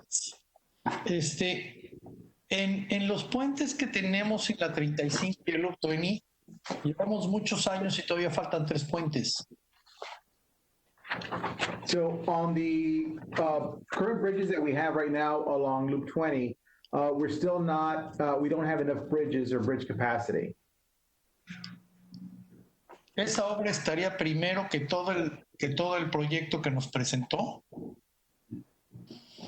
¿Tiene prioridad esos puentes? Are there any, usted dice cruces internacionales? No. Loop 20 y la 35. Uh-huh. I think it's referring to the direct connectors, Rafael. Exacto. I'm sorry. Faltan las 3 conexiones más, la que va de Loop 20 al sur, de Loop 20 del sur a norte, y me falta otra. Son 3 las que faltan, ¿no, Humberto? Sí, so this is Tito Gonzalez again with TxDOT. So that we just led a project in June that is going to construct the direct connector that goes east to southbound, westbound to southbound. That is direct connector number 8 and number 5.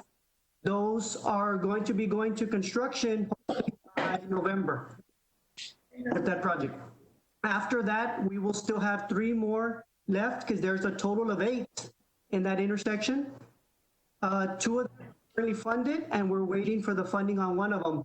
Our plan is to have that whole interchange completed, hopefully before 2025, as far as going to construction with the last set of interchanges. Ahí ya tenemos aprobado el proyecto, tenemos aprobado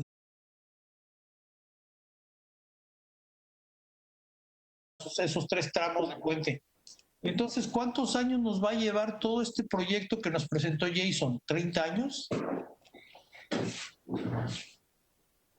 Jason, the question is, what would be the total outlook of how long it would take to get all these projects built? Okay. So the time horizon that we looked at for all of the projects, so that map that I showed with everything went through 2045. But like I said, each of, like I showed in that schedule, each of the... Ok. Otra pregunta, Rafa. Aquí ya veo yo los proyectos, pero ¿qué tan avanzados estamos? ¿Tenemos contratos firmados, convenios, acuerdos con los dueños de la tierra, compromisos por escrito con los dueños de la tierra? ¿O durante estos próximos 10 o 15 o 20 años no vamos a poder cumplir con estos proyectos? So the question, Jason, is in the 10 to 15-year horizon, are there already commitments or agreements with some of those existing the existing property owners for this expansion? So the only agreements that are in place, I think the 3 projects that we showed that are in the short term that have that are these sort of capacity upgrades to FM 1472, and then Vallecillo and Hachar Parkway are also in the process of getting funded. But all the agreements that would be necessary, I think that was one of the key next steps for our study.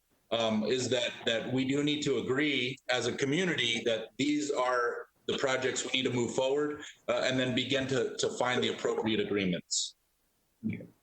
And so, Mr. Duenas, this is Melissa Montemayor, HNTV. Hola, Melissa, qué gusto saludarte. Buenos días.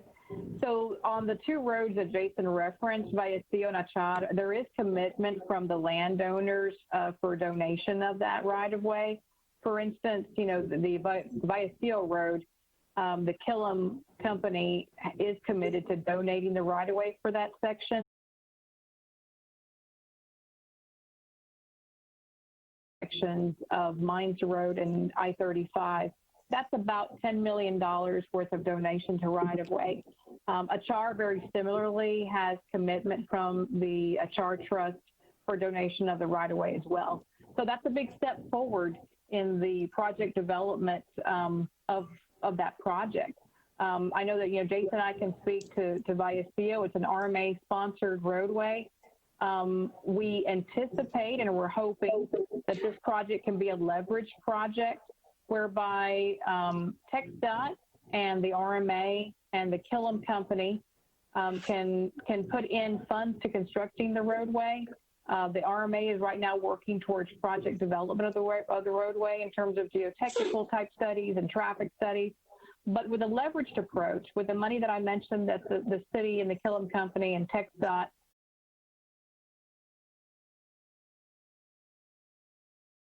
approach TxDOT for a funding gap. So right now, out of a $23 million construction cost, there's a $17 million funding gap that we're hoping TxDOT will look at as a wise investment.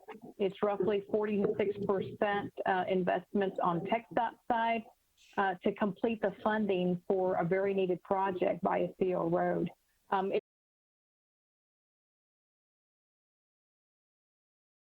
Project now rather than perhaps 20 years from now if there were only one of those entities funding the project.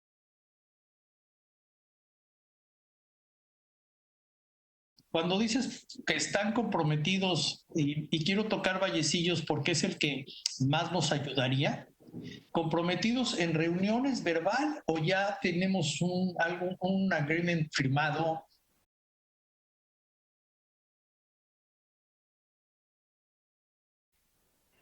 What's pending right now, Mr. Duenas, is an interlocal agreement between the RMA and the city. So that is still pending in terms of executing the agreement. But in 2018, the City Council did vote unanimously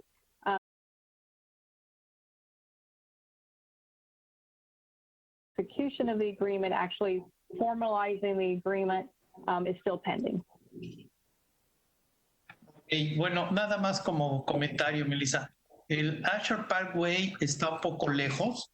El costo de operación para dar la vuelta hasta allá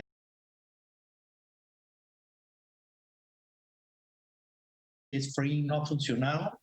Entonces creo que como ciudad Vallecillo es algo importante que sí puede funcionar y incluyanle, no veo yo aquí, ¿verdad? A lo mejor ya lo tienen, incluyanle un overpass para que no tengamos el problema de chocar con la 35. Thank you. Gracias, Melissa. Thank Gusto you. saludarte. Muchas gracias. And I will say from the RMA, you know, we believe that both Achar and Vallecillo are vitally important roadway projects to construct to help alleviate the congestion that we're seeing on Mines Road. So, you know, like I said, we're sponsoring Vallecillo, but we see Achar as equally important as Vallecillo to help the traveling public in this area of Laredo. Melissa, this is Erasmo Villarreal. What is the proposed cross-section of road that is being proposed?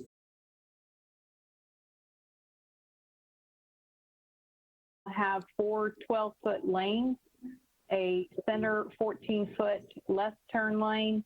Then you'll have a 10-foot shared use path and on one side, and then a 6-foot sidewalk on the other. Okay, good. Is the RMA obviously on this design? It should work. Do you have enough additional?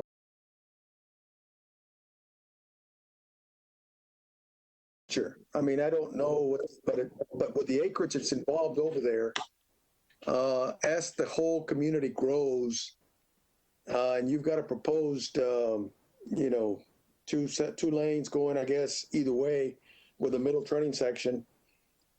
Do you have any capacity for future expansion, say 20 to 25 years or 10 years or whatever that number is after this particular road gets done, based on the right-of-way that is being asked for? So, you know, it's 150 feet of right-of-way. So, you know, if you do the math, it's not quite 150 feet of space that 4 12-foot lanes and a 14-foot lane and a 10 and a 6. So, the timeframes that the RMA is looking at on this right now, you talked about the interlocal agreement with the city that hasn't been signed. Is there a reason why that hasn't come back for signature? well, Erasmo, you know, the project for Vallecillo Road, I mean, right now, if we look at a project development timeline, and of course, you know, there's that funding gap, and so, you know, you have to take that into consideration.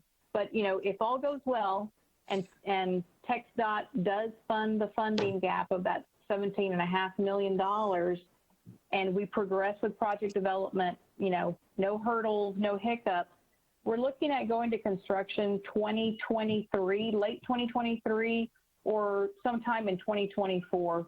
So the $5 million from the city of Laredo wouldn't be needed until that time frame, that late 2023 or 2024 time frame. So, you know, there's still plenty of time to budget that money into that construction late year, or what we call letting date year. And so, yeah, again, it's something that we're working on now. We are scheduled to give a presentation on Vallecillo Road at the City of Laredo budget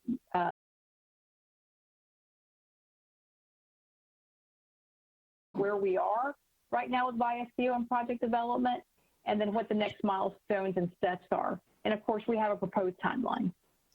Let me ask you this, Melissa. You mentioned that I think the property owner there is Killam, and that they're willing to donate 150 feet of right-of-way. Has the RMA or anybody already, you know, started taking that, I guess, the right-of-way and gotten it donated already in writing? They already have a letter commitment. Actually, I believe it was 2015, 2016, that the Killam sent a letter to Mayor Pete Stein, basically securing that the right-of-way was going to be donated. And I can pull that date for you here real quick. No, so that was just a question. It was April 20th of 15. No, actually, it's October 5th of 2015 is when the Killam Company sent a letter to Mayor Pete Stein donating 100% of that 150 feet. Since then, our chairman, Jed Brown, has coordinated with the Killam family for securing the 400 feet of right-of-way at the intersection of I-35 and 1472. And what that does it allows for future overpasses. And so, we definitely wouldn't want to have to purchase a big commercial establishment like a gas station or industrial type building that were to be built there. Would there not be that 400-foot buffer for future overpass space? Yeah, makes a lot of sense. You're mentioning timeframes of maybe going to construction in 24. Is there any way that we could, and I know you mentioned that there was a funding gap of 17 million. I imagine that someone has already approached the state of Texas for that funding gap. Am I correct? We have not, Mr. Villarreal. We have not. So right now, the RMA is preparing, getting the ask ready.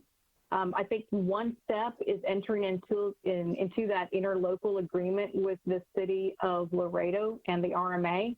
And that will be everybody coming together and then going together to Texas Department of Transportation and saying, look, we've come together as a community, city of Laredo with $5 million, the RMA with $4 million, and the Killam Company with $5 million plus a $10 million right-of-way donation. Would you consider leveraging this project and helping us with that, 40-something% funding gap? Okay, so just talking out loud right now, is there any possibility that you could get all this done before the end of the year and get the TxDOT? That's our hope. That is what we're striving for, Mr. Villarreal, to be able to take that to TxDOT by the end of the year. Let me ask you another question. TxDOT, the state, when they go through their funding of projects, is this an annual thing they do, or do they do a biannual? Well, for this particular funding, our intent right now would be to request the Texas Transportation Commission for strategic priority or category 12 funds. And so those are funds that are at the discretion of the commissioners that are appointed to the TxDOT Commission. And that right now would be the target, and that would be the request.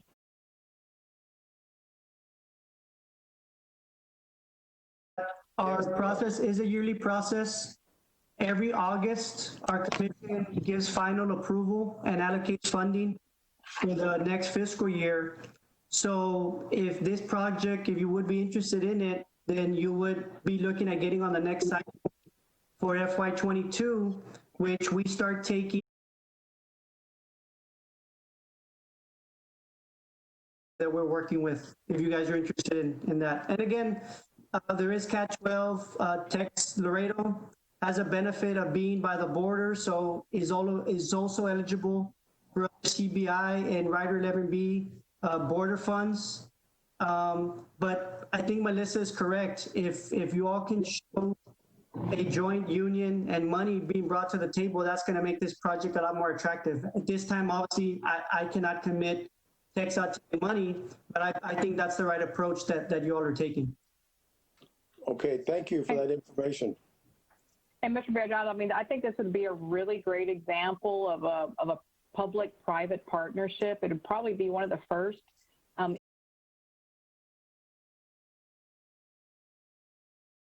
That are looking towards improving transportation in this part of Laredo, and telling TxDOT, we've come together as a community.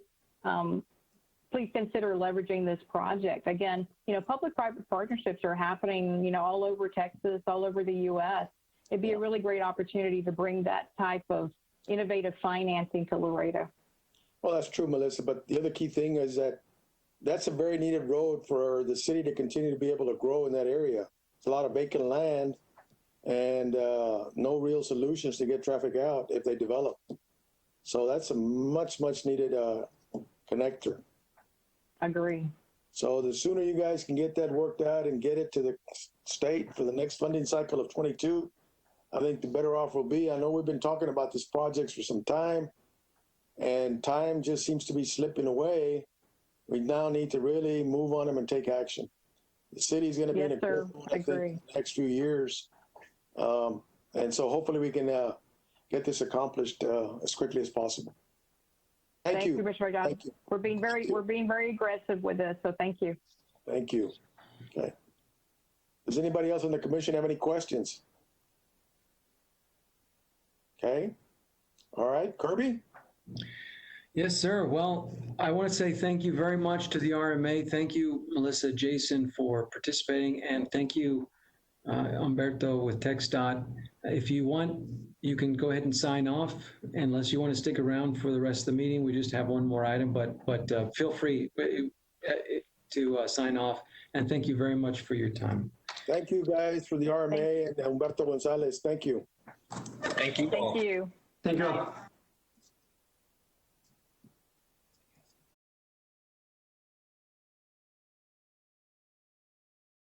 Discussion in the formation of neighborhoods associations. Kirby? Yes, Commissioner Flores, the floor is yours. Okay, thank you all. Good afternoon. So I think Commissioner Nunez was not on the commission, and neither was Commissioner Lugo in 2000 and I think it was 2017 when our commission reviewed and adopted and recommended the comprehensive plan, which is kind of a broad overview and I guess statement of how we want our city to develop. And one of the recommendations that this commission voted for unanimously was when it sent the comprehensive plan up to City Council, to include neighborhood associations. And neighborhood associations, just very briefly, are very different from what we call, what are those in those neighborhoods? Those barrios. Neighborhood, what are they called? Barrios. No. When you have private property, the private ones. Oh, associations. Homeowner associations, yeah. Homeowner associations are very different from neighborhood associations. Homeowner associations require a fee. They have authority to seize your property if you don't pay your fees, or you don't meet the neighborhood requirements and things like that. Neighborhood association is nothing to do with that, and so that was a point of confusion, I think, early on when we had this conversation. And so, give me.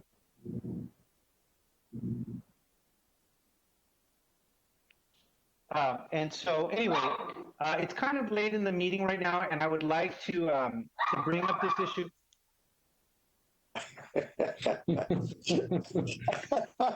Comer mejor, dale un hueso. Thank you for reading. I can imagine what was said. Can you please put your cat in the closet, please? Yeah. So anyway, long story short is we then moved on as a commission and voted unanimously to propose a city ordinance to the city of Laredo to decide. But at that time, we had a planning department that was not very comfortable with a neighborhood association. And so when it left our commission, it didn't get the enthusiasm and the support that we as a commission had directed the planning department to do at that time. And so what I would like to do, and I know it's late now, and what I'd like to do is ask for this item to be tabled for us to set up a brief workshop on the comp plan, where in the comp plan workshop we get updates on where we are in terms of implementing the comp plan, where we are on Recode Laredo, and then at that time and in that context, talk about neighborhood associations and talk about how they're a critical part of the implementation of that comp plan, and so that then we can have a coordinated, organized, and speak in a clear voice with our recommendation to City Council on this point. I'll second the motion. We have a second. All those in favor? Well, may I just say a couple things? Sure. Commissioner, number one is that's already a recommendation of the comp plan to establish neighborhood associations. So that's already there. You don't need to send that recommendation to council. It's part of the comp plan. The challenge, however, though, is that is not It's not something that the Planning Commission would oversee. It's not a development-related issue. That's for, obviously, for our existing neighborhoods that are already there. It'd be something for the Community Development Department. And the challenge right now is that to put that program in place, and I've been a part of that program in other cities, that does require staff. It requires additional staff. That's not just something easy to do. I mean, it's not, yes, it's a grassroots thing, but there is some organization that's required. And I don't know how much you've kept up with the current situation right now with the city, but it's very serious. We're looking at a $25 million deficit. We're looking at cuts and possibly even furloughs in the future. So the prospect of adding staff to put together this program is going to be difficult, not impossible, but difficult right now. However, for the future, that's something that the comp plan says we need to do. It's something that's on our radar. And as much as we'd be asked to participate as the planning department, I don't see us facilitating that program, but it is something that we would be happy to participate in. I don't know to what degree, because again, it's not development related. And then the last comment I'll make is just to say that what you said about looking at the comp plan and checking on the progress of that, that's something we already do for city council. And we have a website established that I can send a link to everybody that shows those goals and where we're at on those. So that is something that is being done. It is being managed and being looked at, the progress we're making on the comp plan. Okay, great. Well, would it be possible for you to just sort of maybe, not at this meeting, but at a future meeting, walk us through kind of what that is so that we can have some idea of where we are on that? And I think that's a fair point to make in terms of the budget shortfalls that the city is going through right now. I mean, obviously, we want the city to be able to maintain its staff and be able to get through this period. So maybe it is premature or not the appropriate time to talk about the neighborhood associations. But we did send a proposed ordinance to the city to vote on, and it was never brought before the city to vote on it. I guess because of some of the reasons you're talking about, I'm not sure. And so that's something that I think was important to us, and we would like to know a little bit more about sort of what happened after it left our recommendation stage. I can look into that. We don't have to discuss right now. Yeah. Yeah, I'll look into it for you. But my guess would be that the Planning Commission has a set of responsibilities in the charter and in the ordinance, and it's meant to be for development-related stuff. In other words, the environmental committee for the city isn't looking at the same stuff the Planning Commission is. And to me, I'll look into that. But to me, the Planning Commission probably shouldn't be sending recommendations on things that are for existing neighborhood, programs, quality of life things. But I'll check into that. And the only reason I said about the staffing is because if you're going to do this program right, you can't just say, hey, we're going to do a neighborhood association. You have to manage it. You have to organize. The city has to be there to facilitate this. And if they're not, it won't happen and it won't be successful. So I think it's a good thing. It's just going to take staff to really facilitate that and to get it off the ground and to identify people in these different neighborhoods who can represent the neighborhoods. This is Ugalde. Sorry, I think that was discussed last time in the department that, if I remember correctly, was the community development that we proposed to manage the associations. But I think all Commissioner Flores wants is just a workshop to discuss this endeavor in details. Yeah, and also, Kirby, I mean, I guess, I would prefer legal to give us a description of that, because the fact of the matter is neighborhood associations do play a role in development. The way that neighborhoods are developing, projects for infield development, projects for, how to improve property values, zone changes within the neighborhoods, all of those things, zone changes. I mean, all of those things fall within our purview, and so that was why we recommended it, because it's in my view it's whenever you have these public meetings or you have meetings, it's always the same 10, 15 people that go to everything in Laredo. And so what we were trying to do is empower the neighborhoods so that when there is a zone change or when there are things that are going to impact their neighborhood that is going to be significant or could impact the value of their property, we want a mechanism for them to be able to participate. And I don't think that we do enough of that already. And so that was why we recommended it. And we felt at that time that it was, and we were told at that time that it fell within right, as the group that recommended, that reviewed the comp plan, that added that language of the neighborhood, that neighborhood association recommendation did not come from the people who drafted the comp plan. It came from from us. It didn't exist before we got it, and we added it to it.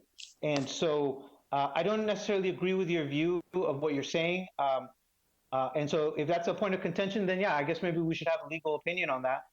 And that's fine. But what I would prefer is to have a workshop and kind of walk through what are some of the issues moving forward. Now, again, I understand the budget issues, so I'm not saying it's a big priority at this point, but I think it's something that was important. I think that especially at a time like this, when we are in a pandemic, we would like to have a mechanism where we can have the city communicate directly to neighborhood associations that then can disseminate information to their neighborhoods, and keep people informed. So anyway, with that said, We'll put I that think workshop that I together. would like to have yeah, that's what I would like.